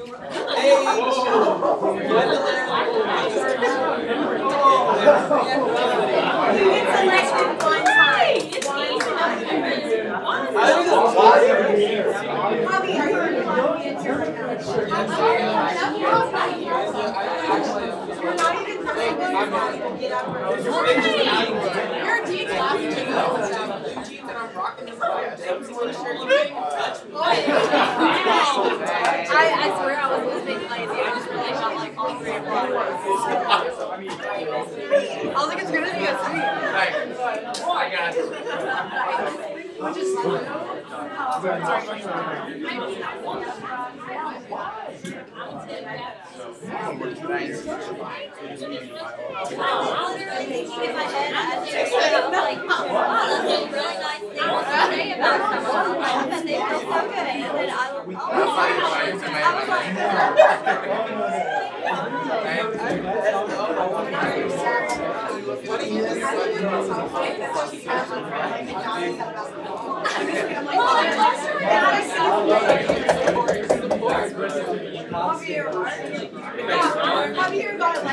You know what, I need to go to every single And also, I'm a neighbor. If you would like to vote, now is a good time to do this.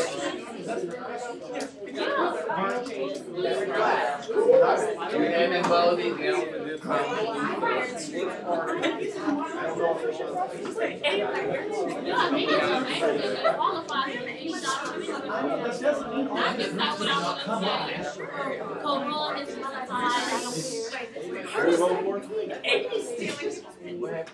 I said, no, our great team, very qualified. Literally had nothing to do. Nothing.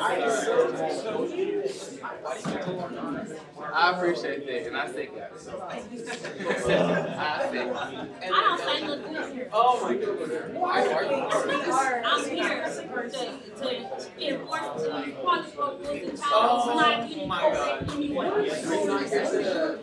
My place is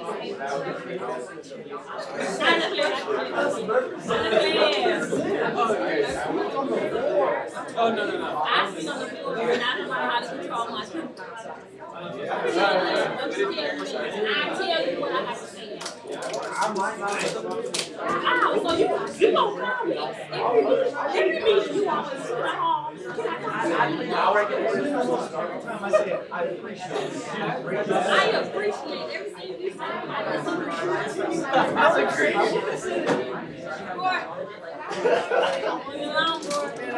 I love it.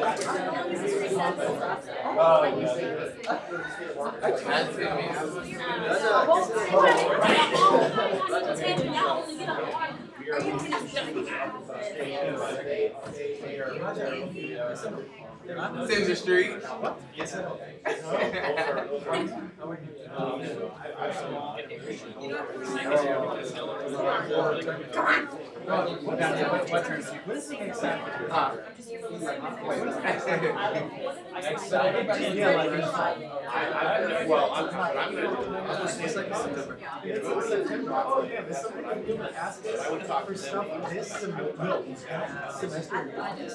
We have a meeting in August.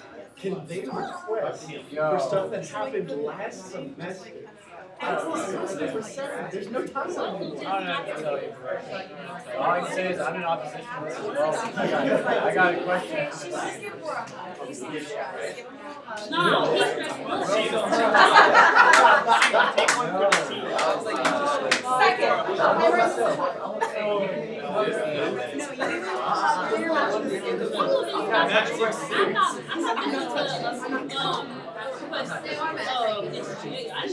he's even though they didn't.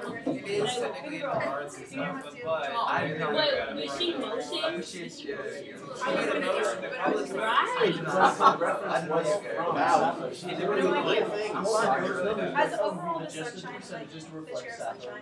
Having, it depends on the individual, whether they're gonna take it out. You don't want, if you're gonna take it out, get out it, right? When they were voting, you have to fill it in. Genius. All right. Having those little summaries there, genius. Okay, so we were all, when we were looking at the returns, we're like, this worked really, really well. So we can use it to document what that means so that this is followed. That was one of the things we were, there's something else that came out of this. I think you're at the constitutional amendment. People in this body have been in here. I noticed that some of the logical issues came up. There was a substantial change in the number of people that voted for it. Look at how many people voted to remove the gender language. That didn't pass by very much. Right, that only passed by like 100 votes. Or some of the other ones were like 1,200, or like 1,200, and then there was like 150, 150, and then no. What does that tell you? People were reading it, and they read it. People read those things. Okay, so having that summary, so all is, so people will, if you make a vote for it, and you summarize it for it, you tell them what it's all about. Say, here's the bullet point. Think about this. You have no choice. You got to pick one way or the other. They'll know, right? So that came up. That was one of the most positive things that came out of it.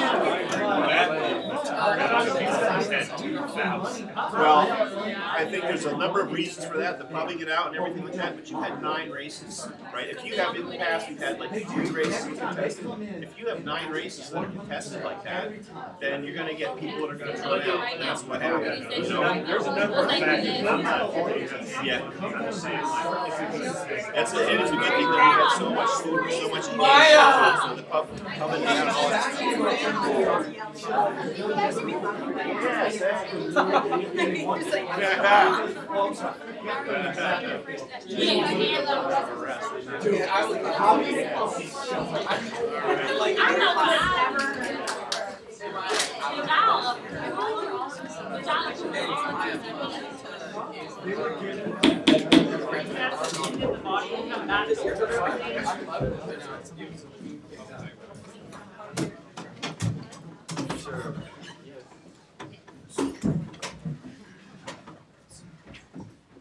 will now resume discussion on the motion.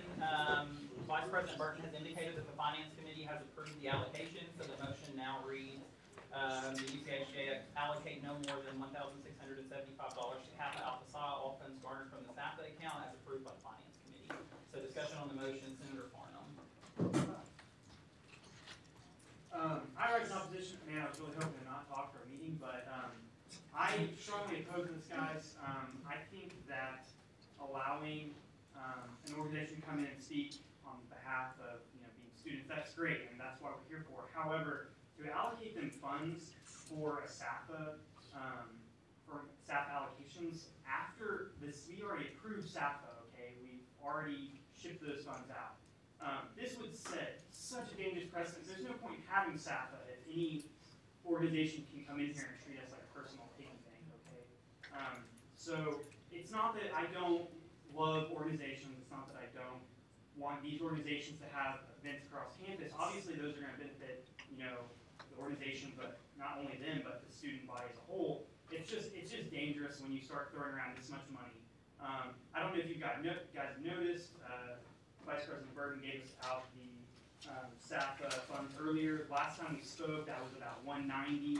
We discussed some wiggle room. If you guys noticed, it went down $30,000, and that was like 2 weeks ago. Okay, so these funds, they are constantly changing because organizations are constantly drawing from them. So I was really skeptical about the whole phrasing that got used last time. We discussed this, the whole wiggle room. That is so loosely defined that it's not even like we were talking about thousands of dollars. Okay, so to allocate this much money after the process has already ended would just be irresponsible. And well, I feel like I'm going to say more later, so I'll leave it at that for now. But Senator Therion, and this is your second time to speak on the motion. Will Vice President Burton yield to a question? Always. When are next SAPA hearings scheduled to happen? In the fall. In the fall, September, August? It'll mimic when did we do SAPA in the fall this year? September. It'll mimic what it was in the fall this year. Excellent. So with that, that means that this body will meet again before those SAPA hearings begin. If we allocate these funds, that sets a precedent to where somebody or some organization so chooses, they can request a SAPA allocation from this semester in the fall. They can show up in August and say, so everything that you already passed last semester, that old body that handled all that, let's talk about it. Let's see if we can draw out just a little bit more money. That's what we would be setting the precedent for. That's not what we are supposed to be able to do. If the time window is up, if the money has been put out, then they have to just wait for the next SAPA allocations. And so, again, I rise in opposition to this motion. Senator Watkins. One thing for my Vice President Martley. I'm understanding what you said about coming in the fall just for a general statement. But if any organization comes in the fall, the money they request will be for the spring 2020 semester, not for this semester. So that point wouldn't be a factor in deciding monies for this semester. Senator Therion.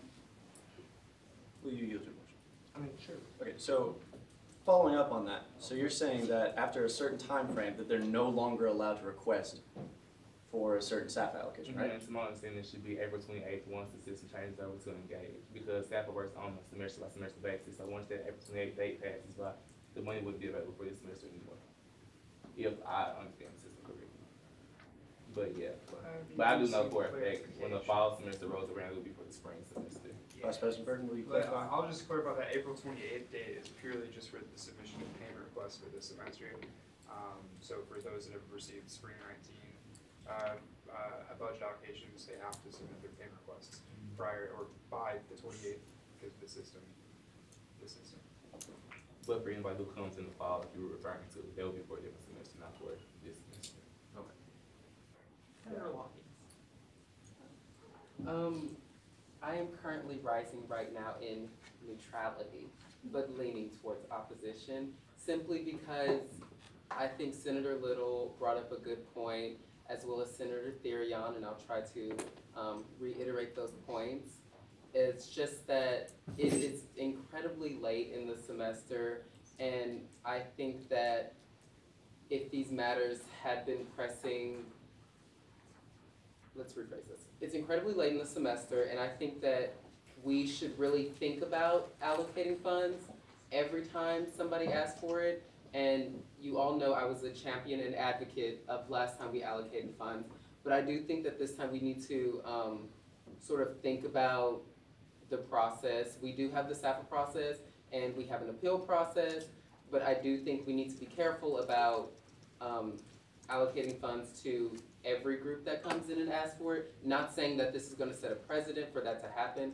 I'm just saying we need to think about that when we're voting on, you know, yes or no. So I'm not really rising in opposition or support. I'm just saying there are things we should think about when deciding how we're gonna vote on this. Senator Teeter. All right, I'm gonna rise in opposition because I think this sets a dangerous precedent. So, speaking from my own personal experiences being a president of RSO on campus, as a president or like an exec board of an RSO, you get many emails because you need to go to the leadership workshop that's put on that talk about SAFA there. And then not only that, Vice President of Finance, correct me if I'm wrong, also puts on a workshop at the beginning of every year. And so you know the SAFA dates. So if someone said they don't know the SAFA dates, they're not doing their job as an RSO. If they're not doing their job as an RSO, why should we give them funds? They're not following the rules. So yeah, I rise in opposition. Plus they can apply for $500 worth of emergency SAFA as well. Senator Moore. I'm going to rise in support because you have to put yourself in their shoes. Think about it. You guys are students. You guys are really successful students. How many times have you been working on a biology project to 2 o'clock in the morning and say, oh man, I got English homework due at 8 o'clock? Or how many times have you been working really, really hard for SGA and forgot to study for your math test? You know, when they got those really nice guys got up here last week, you know, to explain the situation, it was one guy who usually received those emails, and I guess they went through a change of leadership.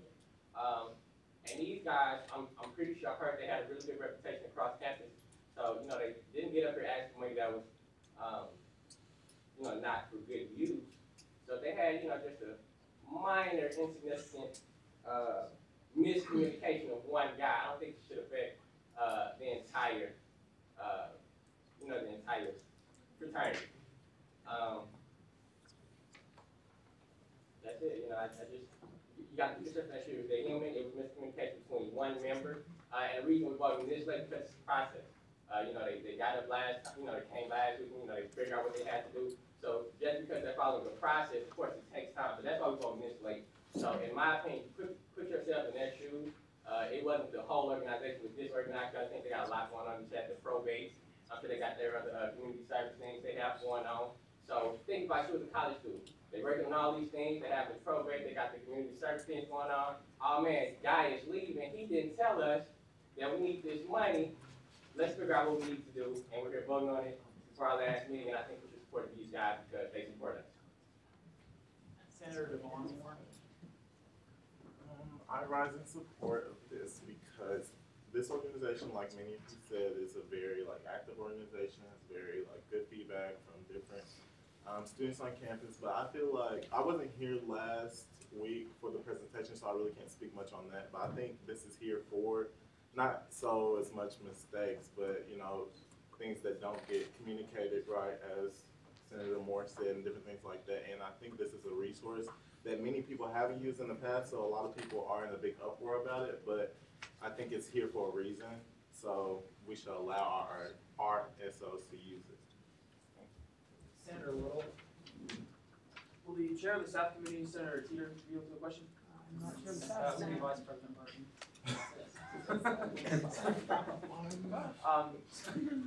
Let's talk about that. So when were the deadlines for the initial staffer requests? If you could give me like a ballpark range of when that was. Yeah, pull that up. What for the spring? What did we do, Saf? I don't know when we did. It's been so.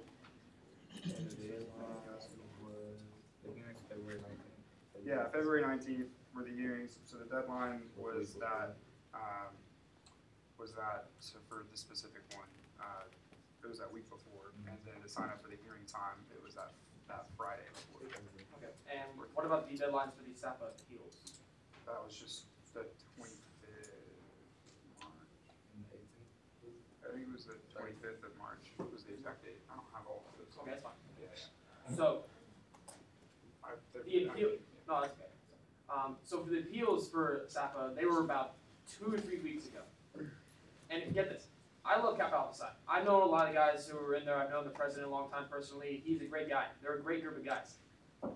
But to come here so late in advance, and even if there is a change in leadership, that shouldn't excuse you just from trying to come in to SGA and ask for this amount of money so late in advance. And in fact, in my opinion, I think that reflects a level of poor leadership transition. So again, I rise in opposition to this resolution simply because, like, it doesn't matter if you have, like for example, as Senator Moore gave, whether it be like studying for a test between a 6-hour long period. This is a 2 to 3 week long period, and that's inexcusable. When you had plenty of time, especially when you were the guys last week, they were making arguments that their events are equal of importance at like the 1 to 2 scale at like first, second place. They're all of importance. Why did they wait so late or anything to even make a mention that they wanted these SAPA funds? To me, I feel like even if there was a leadership transition period, I understand that. I understand there's a lot of times to know like how, like what positions need to be said, what things need to be said, what things need to be taught. But 2 or 3 weeks of not even attempting to come out to the SAPA process or anything, to me, that's just inexcusable. So once again, for that reason, I rise in opposition to this proposal. Senator Street.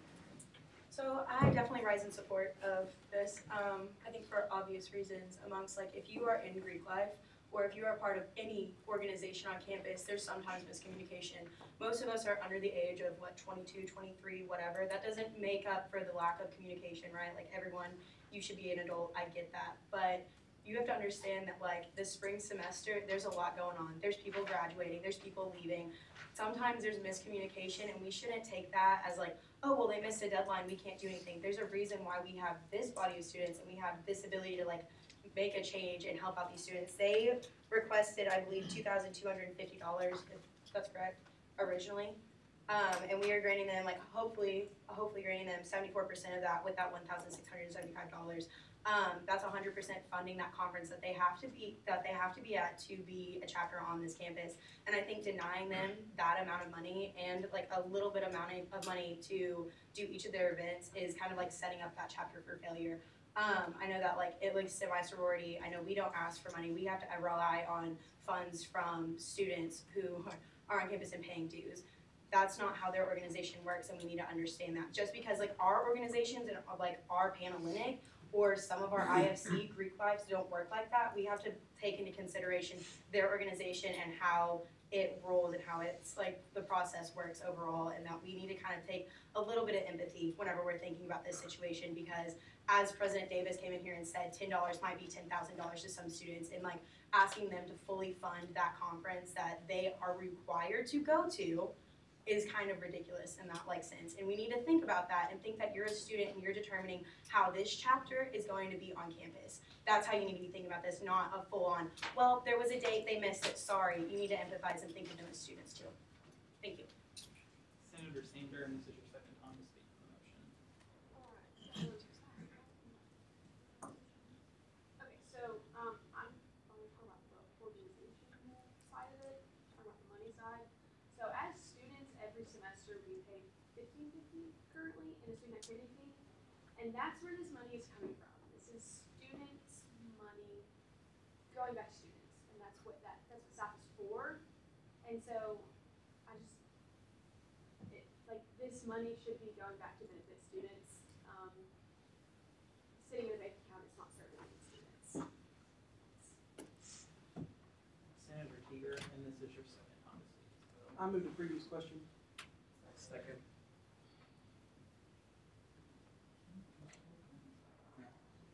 Motion's out of order. You can't move to previous question if you've spoken on the motion.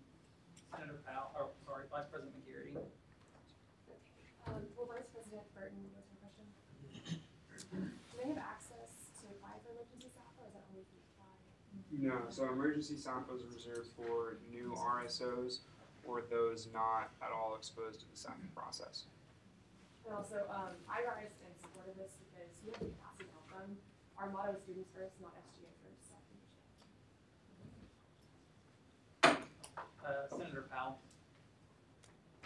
I rise in support as someone who's part of the UCASGA Line 9 organization. I've been to the conference. These conferences really help you as a man, help you learn how to run a chapter and create diversity in the community and in the community that you're in.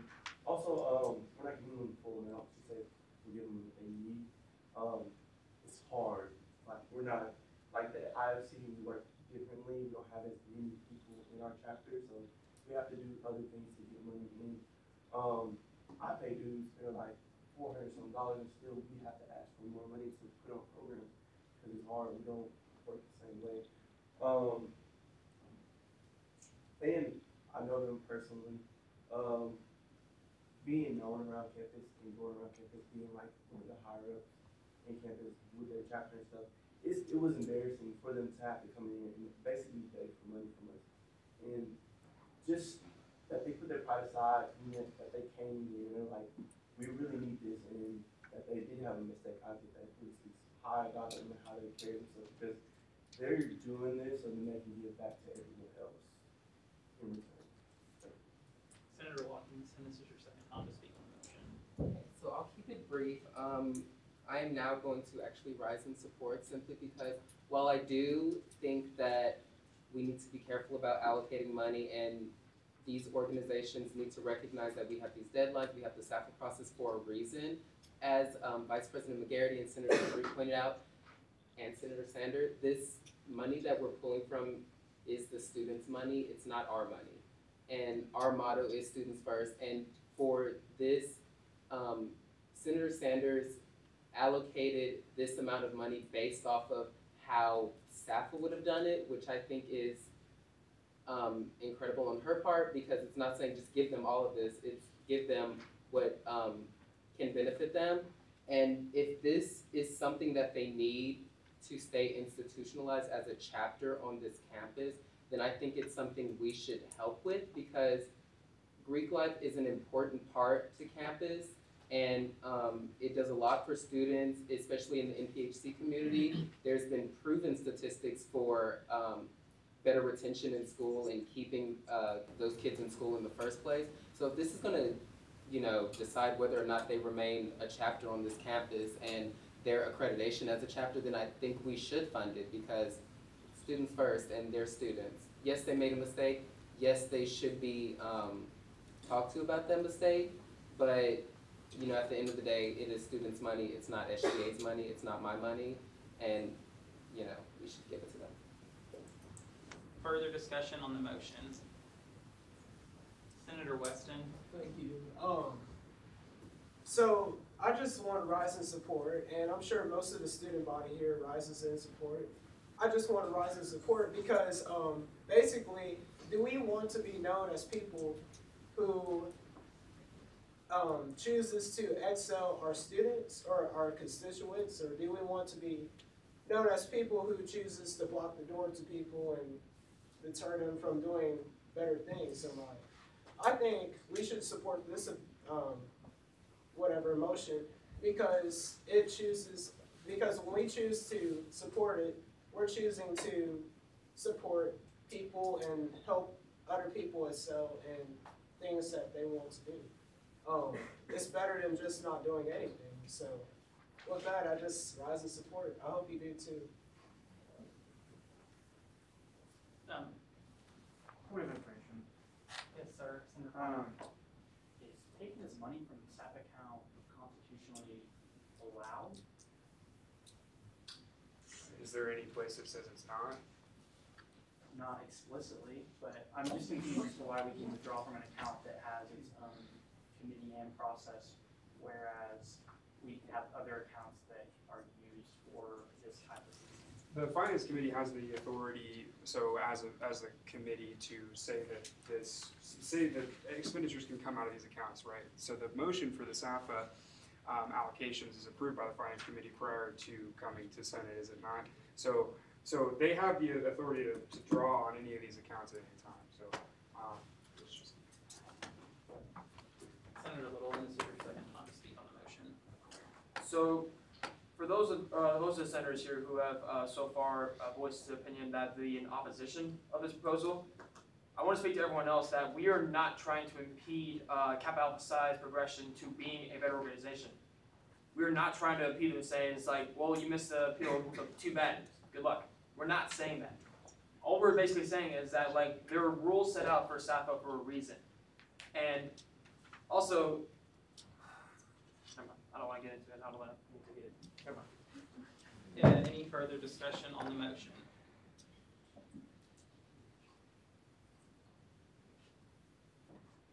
Senator Weston, and this is your second and final time to speak. Thank you. So once again, student body, I believe that the rules can be broken because they've been broken many times. And once again, I believe even if we go ahead and go forth and approve this, in the future, we should just set up some type of reserve account for stuff that happens like this. We have to learn from situations that arise, and I believe this is just one of the stepping stones to do that. So with that said, we can approve this motion because we have the right to do it, and thank you.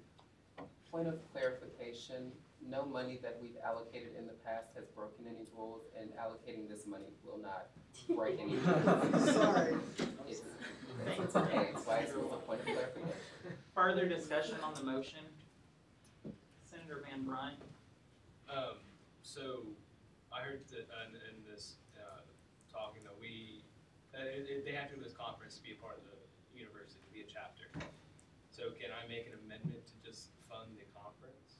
I don't see any amendment cards. Yeah, you have. Yeah, we're that's out. what I'm asking. We actually don't have any more motion cards, but Okay. if you want to like write it on a piece of paper, you could do that, and we'll just put it in the form of a motion card later.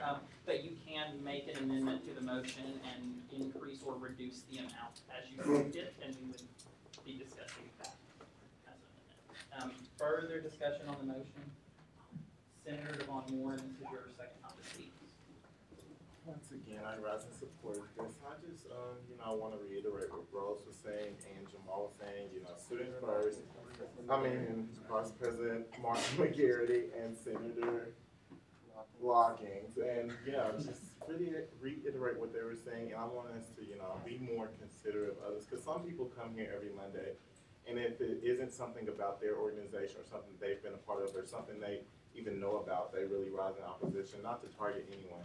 But I just want us to be more considerate of others and not just think about ourselves, because we aren't here for ourselves, we're here for our students. So that's why we were, elected and appointed and different things like that. So, Further discussion on the motion?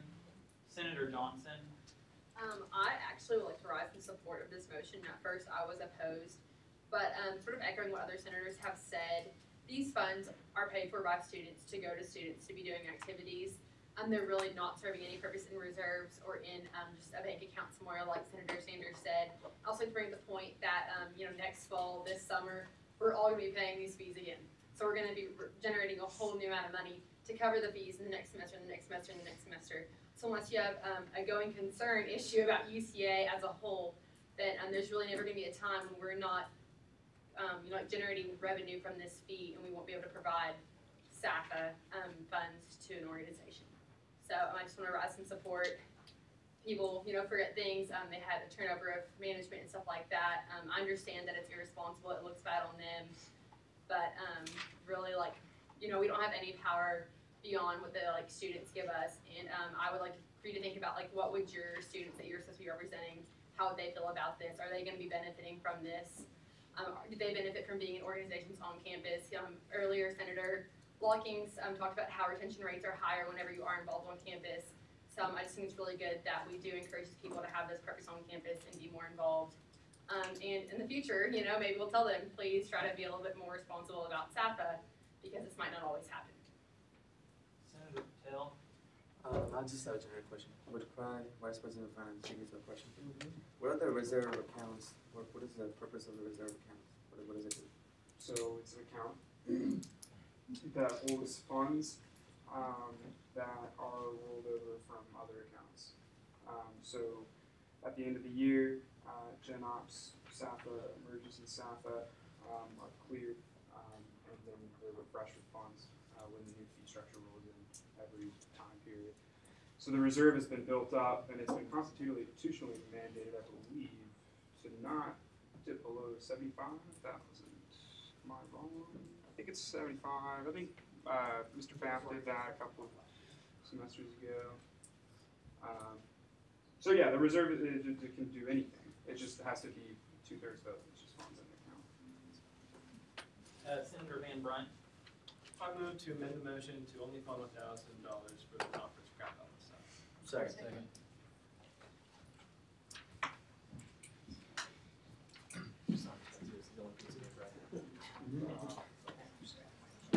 It has been moved and seconded that we amend the motion to allocate, to only fund $1,000 for the conference for Kappa Alpha Psi. Discussion on the motion, Senator Van Brunt. So the sexual assault conference is, it's mandated by the university that they have to go to this conference to be a chapter on campus. So I mean, if this is the only thing stopping them from being a chapter, then I think this is the only thing that's stuck. It's just this $1,000 for this conference. Senator Watkins. Oh, well, Senator Sanders, you have a question? So how much did they say the conference was? It's exactly 1,000? Okay. So I will rise in support of this amendment simply because out of the fear that the other amendment won't get passed, I would say that you consider this one because while I do think that the original amendment is something we should advocate for, if this is what's going to pass it to the student body and for the conference, then I would rise in support of this as well. Senator Sander. 1,000 is the max any organization can request for a conference. So their conference might be more than 1,000, but constitutionally we cannot fund it. So 1,000 is the bare minimum that outside can get from us. That may not cover everything. You mean the max? Yeah, that's max. Yeah. It's been a long week. Anyway. It's Monday. Okay. Anyways, so 1,000 is the max they can get.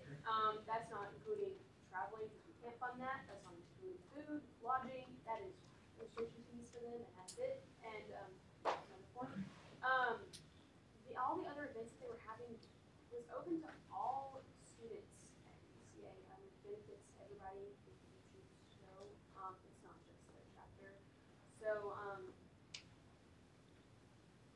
while I do support their conference being funded, I want to rise in opposition because their events do benefit everyone, and it's not just benefiting them; it's money going back to all of the states.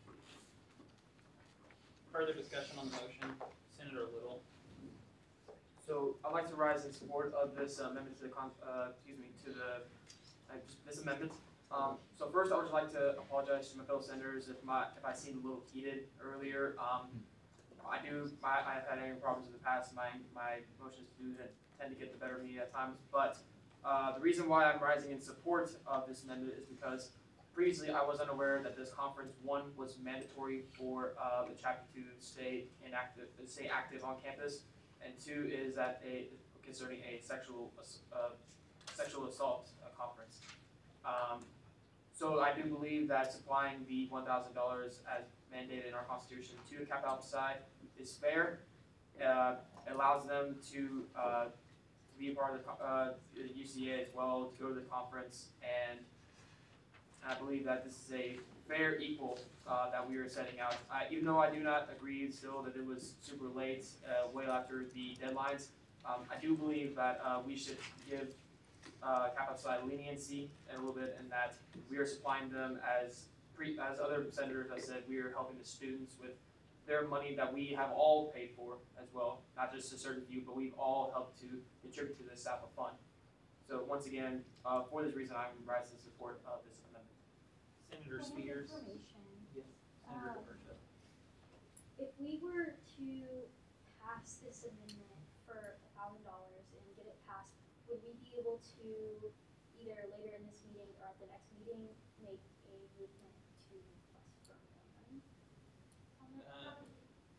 I mean, yeah, you can make a motion at any time. Now, next week will be a little more restrictive because we are on a time crunch. So there are certain things that are already slated for the agenda, and pending no disasters, nothing else will be added to next week's agenda other than the things stated in our report. Point of information. Senator Street. Would Senator Marbley, or Vice President Marbley, be open question? Do you by chance know how many members are amongst us, or paying members are in this organization? 14. 14, okay. Point of information, Senator anyone who can answer this. Does this conference concern sexual assault? I heard someone said that. I just want to know what it seems Senator Sanders can answer that. What is the? I have their budget request. 1 second. Okay. I'm just gonna read the description of the conference. It says this conference deals with leadership, teamwork, and workshops to give us the knowledge and immediate rules of regulation for the upcoming academic term through our chapter, as well as how to run a chapter smoothly. One of their programs is sexual assault awareness. So it's like a program. Separate from the conference? Yes, it's one of the 5 events that they're requesting for. Okay. I just wanted to clear that up because I was confused. Thank you. Yeah, along with that, the conferencing is mandatory because they have to do the officer training or to run the chapter. However, the sexual assault program is mandatory as well, as it's part of our national mandated program. So the actual national office of Kappa Alpha Psi requires us to have a sexual assault program as well to stay active. So it's part of it too. It's kind of different things going to being active. It's not just going to a conference to keep your charter. It's also programming and events that you have to complete to make sure that your, in a sense, your constituents are being benefited from your presence on their campus. Senator Spears. I personally rise in support of this amendment mainly because this does not punish the entirety of the chapter for a problem that was with one particular person or a small group of people. Again, it helps all people. It doesn't hinder their ability to exist, and I rise in support. Senator Durion. Will Vice President Marbley yield your question? So it seems as though you have some experience with this organization. What is the bare minimum that this organization needs to exist in the fall? So it seems as though it's a conference, sexual assault training. Are we missing anything else? This organization, bare minimum, needs to exist.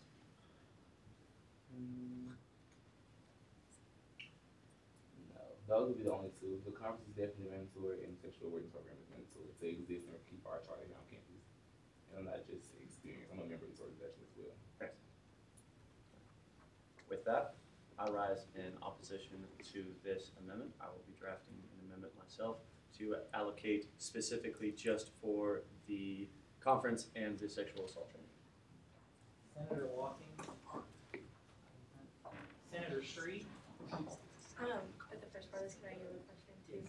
Okay, Vice President Marbley, do you currently know how much the dues are for a member of the 14, how much dues are a semester? Yeah, so currently I have paid direct dues. From my understanding, they do pay we do pay chapter dues, meaning part of those nationals inside chapter. So if I can honestly say, I believe dues are about 250 a piece. 250. Yeah. But that doesn't go to the chapter. It goes to take care of our insurance for our chapter, and then the nationals, and then also for like our chapter on Sunday and Greek village ways too. Okay, so along with that, thank you. Along with that, if we were to only grant them the, I'm rising opposition, but if we were to only grant them the $1,000 just for that one conference, we would be limiting them and not letting them have those 5 events throughout the semester. Also increasing their chapter dues by 36%, which is a total of $90 per member. Most members working, 10 hours a week minimum, because pretty much everyone works in college, not everyone, but pretty much, right? They would have to be working an extra 10 hours a semester, which on top of that, on top of school, on top of their organization, on top of other things that they're involved in, is somewhat ridiculous if we have the ability and we have, once again, this large number, $193,328 in a reserve account. It's kind of ridiculous that we wouldn't grant them that money, especially like considering that there's only 14 members in.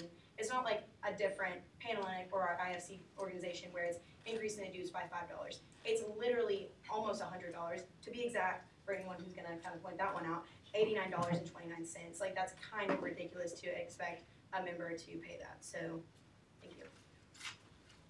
Point of information. Senator Avi. The money from this specifically would be coming from SAFA, not the reserves, right? Correct. That is what's stated in the motion. Okay. Senator DeFertia. Okay, I would like to rise in support of this amendment, and I think we should allocate them more than $1,000, especially because they have a second required program they have to hold. But I think it would be best for the amount of time that we're spending in here to, pass this through if that's what happens, because it's the lesser amount of money, it's more likely to pass, and then we can go back and make a motion to allocate more money to them. I mean, it's the same thing as if we drafted a new amount of money, but perhaps faster. And at this way, at least we would get at least the base $1,000. Senator Demetrius. I don't know if this is politically correct, but I'm going to rise in opposition of this motion because I think everyone who agrees that it should be passed agrees that they should get more money. So I rise in opposition to this motion and agreeing to the first motion. Senator Saxena. Motion to move to previous question. Second.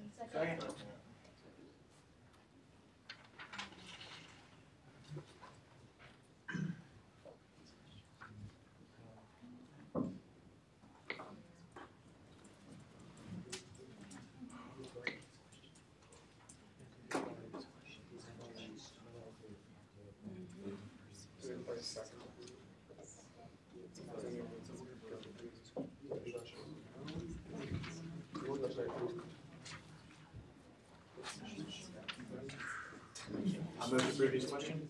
Okay, I was about to say.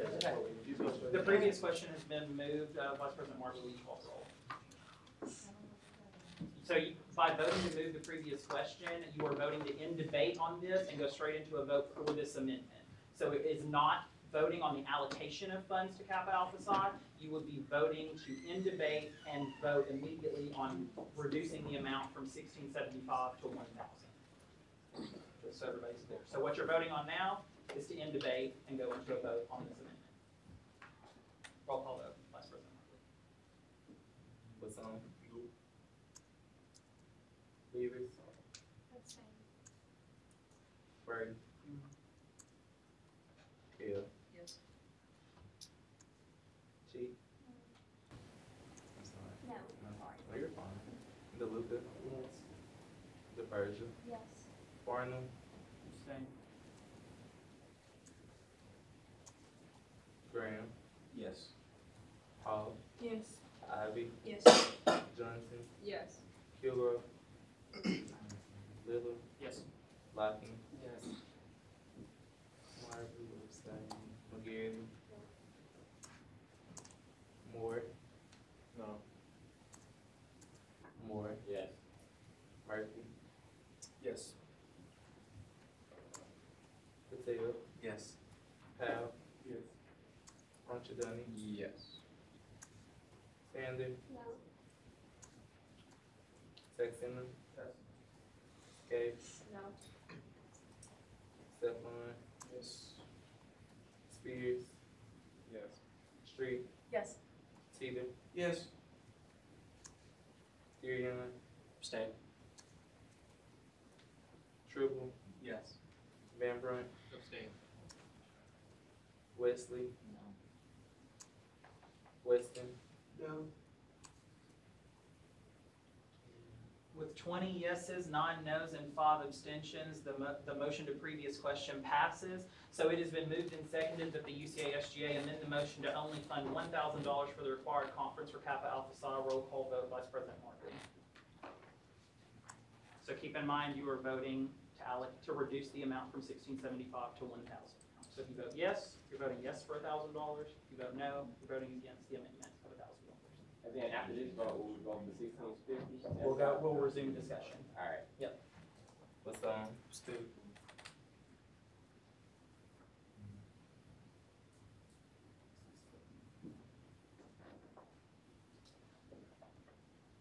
Beavers? No. Birdie? Abstain. Kale? No. Chief? No. DeLuca? Yes. Persia? Yes. Gardner? Yes. Graham? No. Paul? No. Ivy? Abstain. Johnson? No. Little? Yes. Lockett? No. Marley abstain. Gary? No.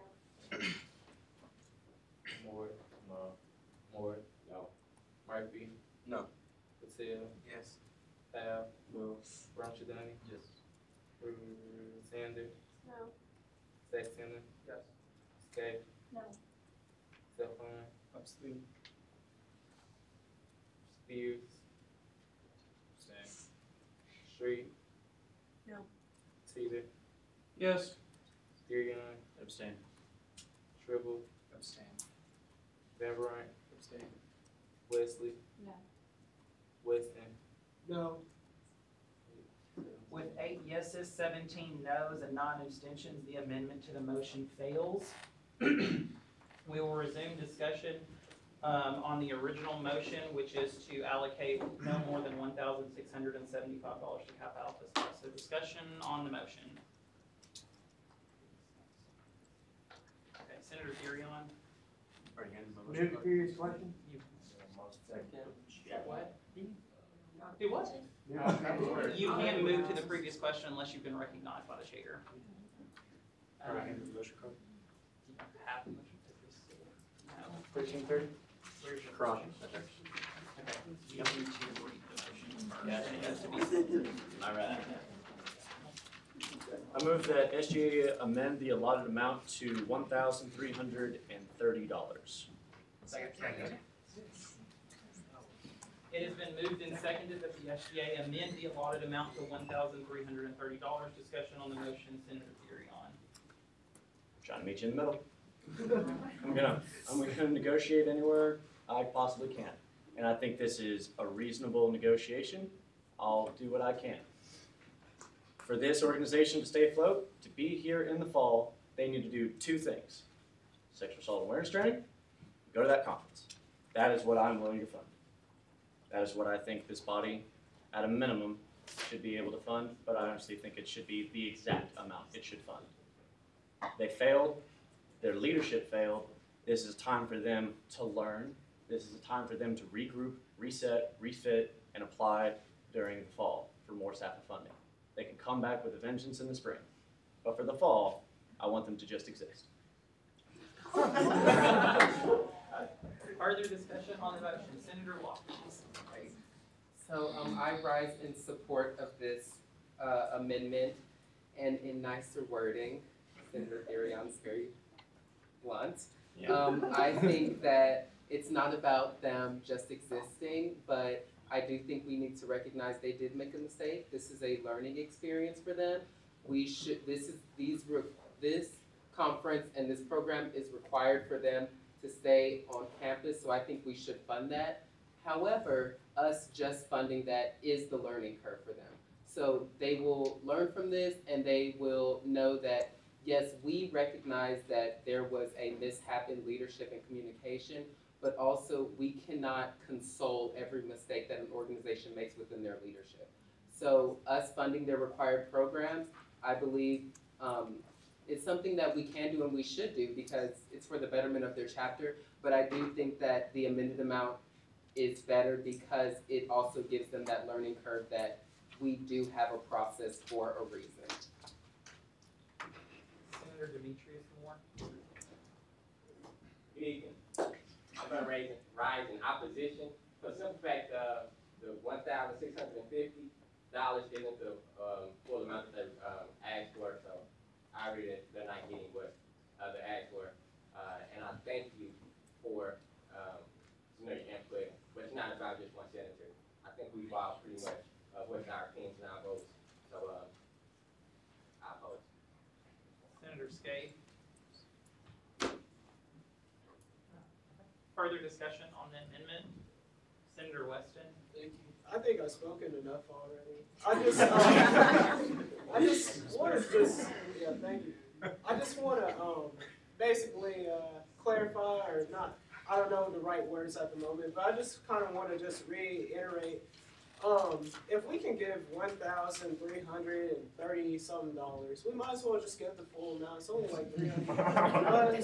So just go ahead and do that. Thank you for hearing me out, Senate body. Further discussion on the motion?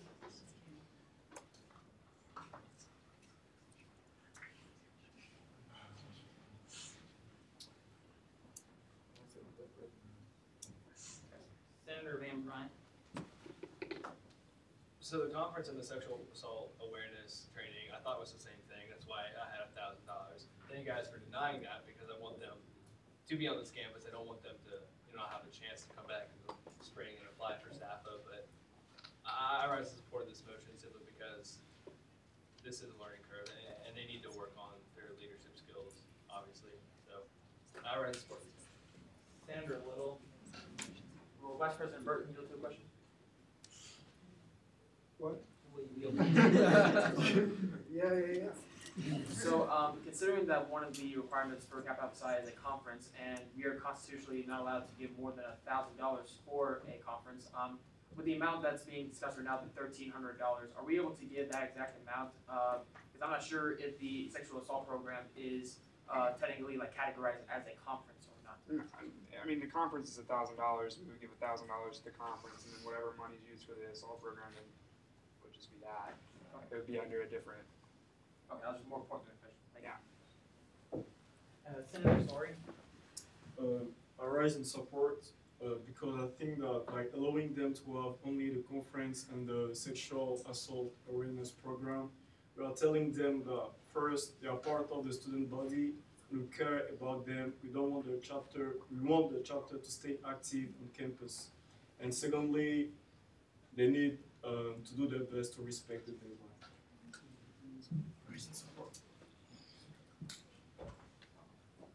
Senator Devon Moore. Senator Johnson. I have like a point of inquiry for Senator Sanders, and she has their request. What are the other events that they were looking at? Sorry, it's an email. I'm sorry. No, you're good. So, they have the sexual assault awareness program. It's Boys to Men. You don't read the description. Sort of my point.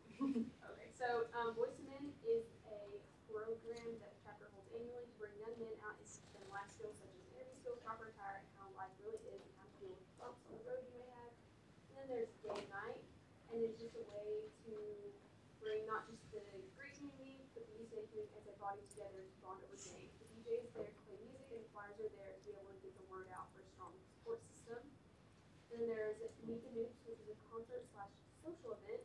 The event is to branch out to the UCA community to be able to present the chapter as well as connect and network with students. The flyers will be our drive to bring people to our social. And then there's the movie night, and they only requested marketing in this, so it's just to promote it. The other ones had speaker fees, and all the speaker fees were $300. It was just the fees, because that's all the fund. Okay, I guess I want to rise in opposition motion, I think we should just go ahead and do the full, I think 1675 or whatever it was that was initially motioned by Senator Sanders. It's already a lower amount than they requested. I know some of the other events were social events, but the second event, the Voice Summit event, seems to be very beneficial and adding a lot of value to the lives of those people to be able to attend the event. So I think we have plenty of funds for it. This is what this is for. Like I said, it's already a lower amount than they requested. So everyone's like, oh, it's a learning curve and things like that. It's already a learning curve. It's already less than they are requesting. So I rise in opposition of this so that we can do the full 1676. Further discussion on the motion, Senator DeLuca. Second. Previous question's been moved. Roll call vote, Vice President Markley. Bassam. Yes. Beavers. No. Burton. Kale. No. Cheek. Yes. DeLuca. Yes. DePersia. Yes. Farnham. Same. Graham. Yes. Hall. No. Ivy. Abstain. Johnson. No. Little. Yes. Lockton. Yes. Marbley. Same. McCarty. No. Moore. No. Moore. No. Murphy. No. Hal. No. Patel. Yes. Ronchidani. Yeah. Sander. Yes. Saxena. Yes. Skate. Yes. Stephon. No. Spears. Yes. Street. No. Cedar. Yes. Deeryoung. Yes. Tribble. Yes. Van Brunt. Yes. Wesley. Yes. Weston. No. With 18 yeses, 12 noes, and 4 abstentions, the motion to previous question passes. So it's been moved and seconded that the SGA amend the allotted amount to $1,330. Roll call vote, Vice President Markley.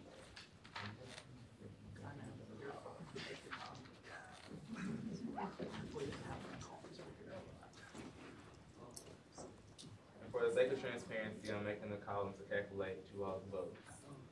So 1-6. And so keep in mind that you are also voting on the amount now, so you are voting to lower the amount. If you vote yes, you're voting to lower the amount from 1,675 to 1,330. If you vote no, then you're saying no to that, and we'll go back to the original motion for discussion. Wait, one explanation, is he calculating how many? He's putting the formula in the spreadsheet so that it tallies the vote totals and gives me yes, no abstention totals when the vote is finished. We just didn't have another column ready in the sheet. It's like 5 columns available, and we vote quite a bit for that, which is a good thing. I mean, you all are active, so good job. All right. Ready? Roll call vote, Vice President Markley. Okay, Bassam. No. Okay, Beavers. No. Burton. Same. Kale. No. Cheek. Yes. DeLuca. Yes. DePersia. Yes. Farnham. Yes. Graham. No. Hall. No. Ivy. No. Johnson. No. Kilgrove. Little. Yes. Lockins. Yes. Marbley abstain. McGarity. No. Moore. No. Moore. No. Murphy. No. Patel. Yes. Powell. No. Ronchidani. Yeah. Sandy. Yes. Saxena. Yes. Skate. No. Stephon. Yes. Spears. Yes. Street. No. Cedar. Yes. Deeryoung. Yes. Tribble. Yes. Van Brunt. Yes. Wesley. Yes. Weston. No. With 17 yeses, 15 noes, and 2 abstentions, the amendment to the motion passes. Y'all can clap for that if you want. So now we will resume discussion on the original motion with the amount now being $1,330. So discussion on the motion.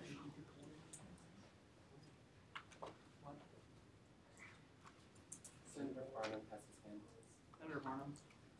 Vice President Marble, you have a question. What would happen in the unfortunate circumstance that the attorney does not have enough money to go to the conference? Is there any type of grant or waiver they can apply for? No. So if you're unable to fund this conference, you're immediately terminated?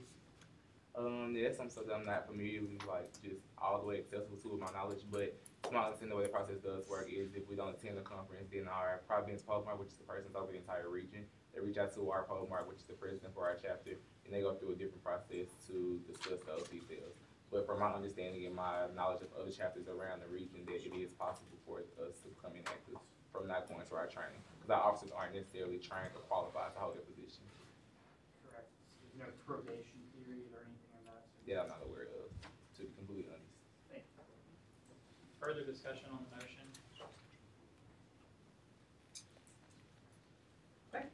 So it has been moved and seconded that the UCASGA allocate no more than $1,330 to Kappa Alpha Psi, all funds garnered from SAFA accounted approved by the Finance Committee. Roll call vote, Vice President Martley.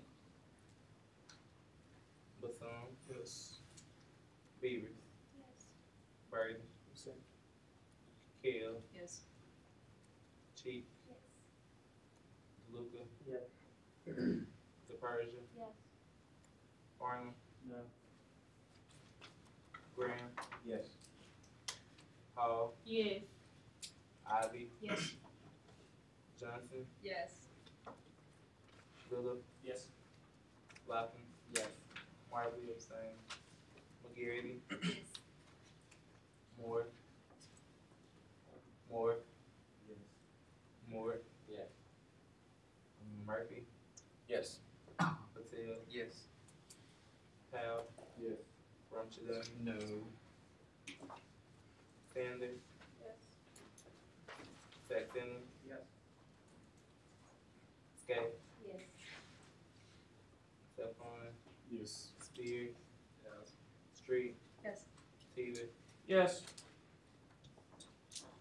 Tyrion. Yes. Tribble. Yes. Van Brunt. Yes. Wesley. Yes. Weston. Yes.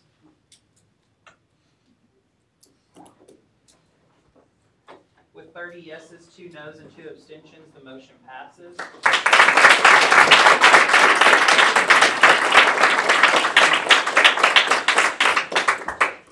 Is there any more new business?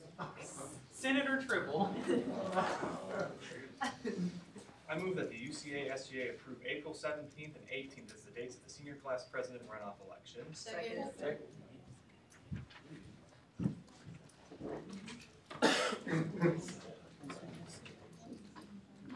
It has been moved and seconded that the UCASGA approve April 17th and 18th as the dates of the senior class president runoff election. Discussion on the motion, Senator Tribble. There's not much more to say. It is what it is. The dates would be 17th and 18th. I believe the alternative was either the 18th and 19th, but either way, this is what the election committee decided on, and this will be the last thing the election committee ever does. So, consider that one voting. Further discussion on the motion, Senator Littles. Point of information, Senator Tribble, that's a Wednesday and Thursday, correct? Yes. Thank you. Senator Therion. Senator Little, yield to a question? Yes, sir. Are you okay with these dates? I remain, I want to abstain. Cool. Shivam, will you yield to a question? Senator Patel. Senator Patel, thank you very much. Senator Patel, how do you feel about these dates? I'm completely fine with anything. All right, sounds good. I rise in support of this motion. Further discussion on the motion? So it's been Hey, we're also quick to move, but I need a second. I was on it. I know.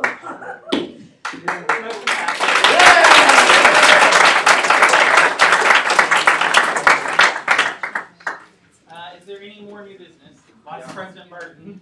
Cool. So I move that in accordance with the Finance Committee, the UCASGA allocate up to, but to not exceed $5,000 to establish a fund from which RSOs in good standing could apply to receive subsidies for the costs associated with ropes course use. All funds garnered from the reserve account. Sorry. It has been moved and seconded that in accordance with the Finance Committee, the UCASGA allocate up to but not to exceed $5,000 to establish a fund from which RSOs in good standing could apply to receive subsidies for costs associated with campus ropes course use. All funds garnered from the reserve account. Discussion on the motion, Vice President Burton. Yeah. So, look, I feel like it's fairly reasonable. I'm taking this, I'm looking at the sheet of paper, which it'll be in the minutes, but I'm looking at this as 1920, 2021, and 21-22 academic year. If we were just looking at half-day reservation sponsorships for 20 groups a year, it's going to be $3,050 for the first year, $3,250 for the second, and $3,400 for the third. So I really think we can just do. I mean, we can do more than that if we want. And the plan would be to have the Finance Committee essentially create a Google Doc Drive application. Right, very simple form, and then they evaluate those forms and grant access. Would essentially that's how that would work probably. I don't know how else it would work. That's all. Further discussion on the motion, Senator Van Brunt. Will Vice President of Finance for deal with the question. What is an RSO in good standing? What's the parameters of that? What's the parameters of that? Yeah. I mean, RSO in good standing is defined by the Office of Student Life. Okay. So their definition of in good standing. Further discussion on the motion, Senator Johnson. I'd like to rise in support. I know an RSO that I'm involved in, we've actually traveled south of Little Rock to do a ropes course in a university van and things like that, to where I feel like subsidizing this on our campus is actually not only safer for students to be able to do it on our campus, it'll make them feel more at home at UCA, but also might save us in SAFA costs later, in a sense, with like saving on transportation and people going outsourcing this event to other places for leadership and things like that. So. Senator Watkins. Yes, also rising in support, and I'll keep it short, but I'm just thinking of like all the possibilities that RSOs on campus will have when using this. Like think about if SOS could like take freshmen there as a part of welcome week or during their SOAR session. So just rising in support because I think it's a good time. Further discussion on the motion? Vice President Burton. I don't know. I do know. Senator Johnson was incredibly receptive. I would expect that this is going to be something popular if we put it on campus, which means if the only instrument through which student organizations can request money for things that are fun or interesting is SAFA, and it really is going to in the future. If we set up some separate pool of money that we know that's going to be a fixed price and we know we can recur and budget for it, it can be a good thing. She's very receptive about it. Further discussion on the motion? Motion to vote by raise of hands. So it's been moved and seconded that in accordance with the Finance Committee, the UCASGA allocate up to but not to exceed $5,000 to establish a fund from which RSOs in good standing could apply to receive subsidies for costs associated with campus ropes course use. All funds garnered from the reserve account. All those in favor, raise your hand. All those opposed? And are there any abstentions? Okay. The motion passes.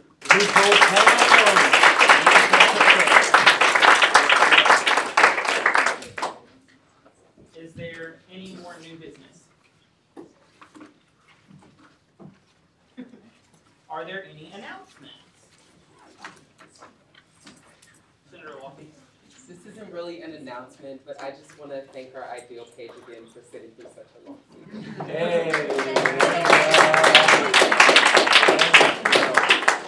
Any more announcements? Okay, slide 2. Reminder, the Student Involvement Awards are this Wednesday at 6:30 p.m. in the McCaslin Ballroom. We had a couple of programs at SGA were nominated for awards, as well as several senators are nominated for different awards, for Student Involvement Awards. So if you're free and can attend, it's at 6:30 in the McCaslin Ballroom on Wednesday. You should attend. It's great. Also, committee chairs, really all senators, if your committee chairs haven't told you, SGA is developing for the first time ever an annual report to be presented to the Board of Trustees at their final meeting of the academic year on May the 10th. So it is very important. The deadline is this Wednesday. So committee chairs, you need to be adding to that document that I shared with all of you 2 weeks ago, because Wednesday's your deadline, which means you also need to be reaching out to the members of your committee to give you more information if you don't think you have everything that you've done. This is very important, and this deadline is being strictly enforced, so please make sure you get all of that information in.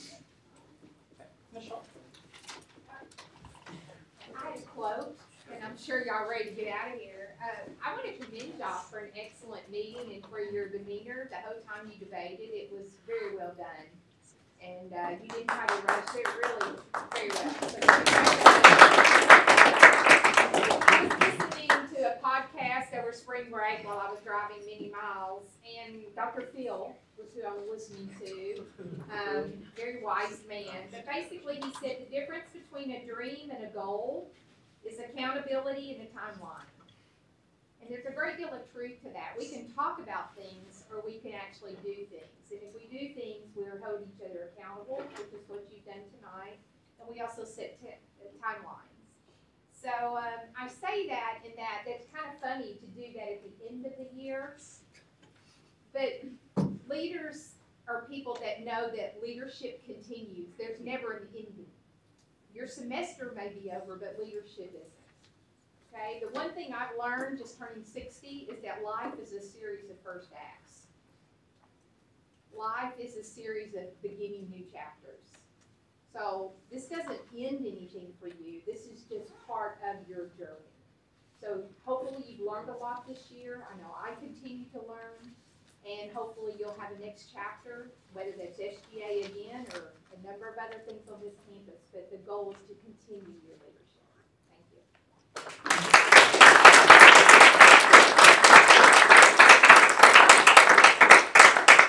Vice President Marley.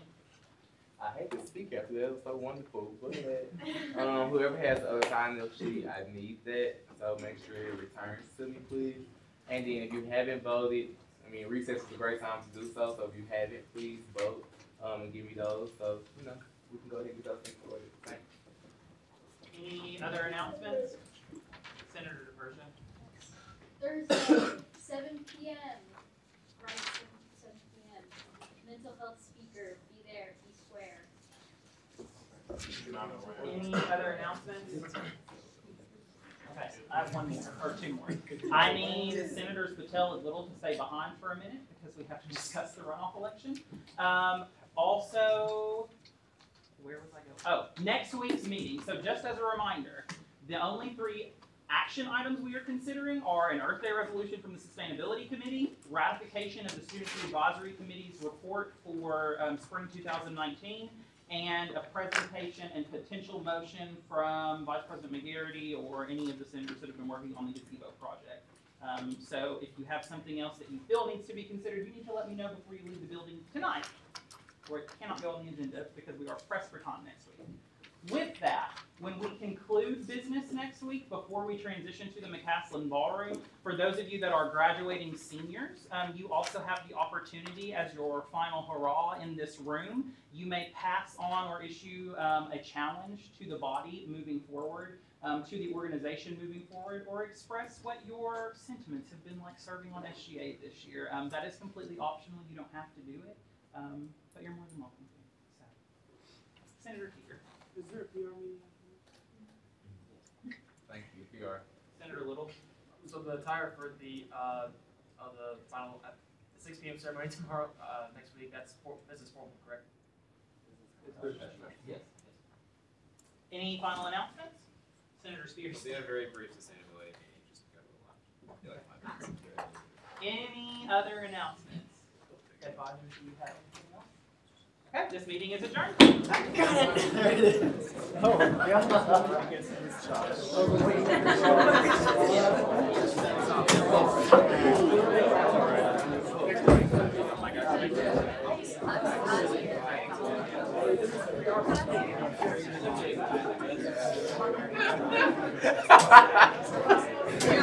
Thank you.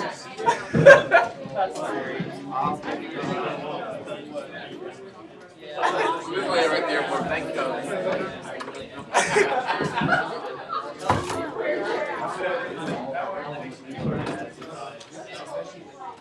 And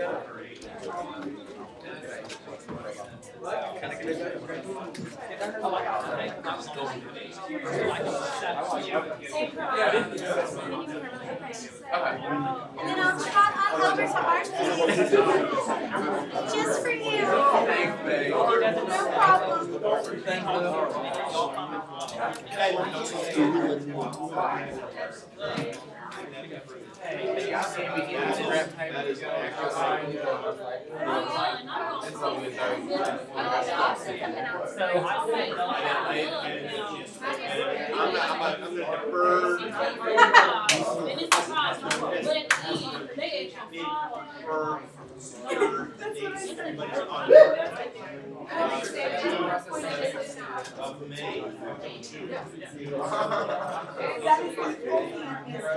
You know what?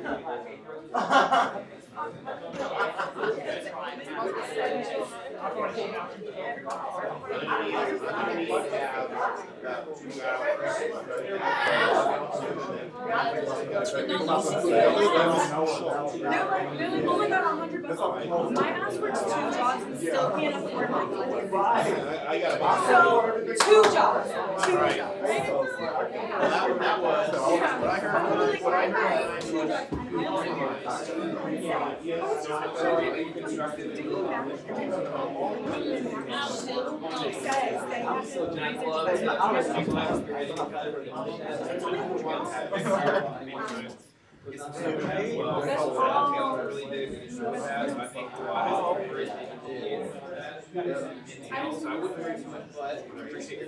Are you running? Yeah. Well, I was still on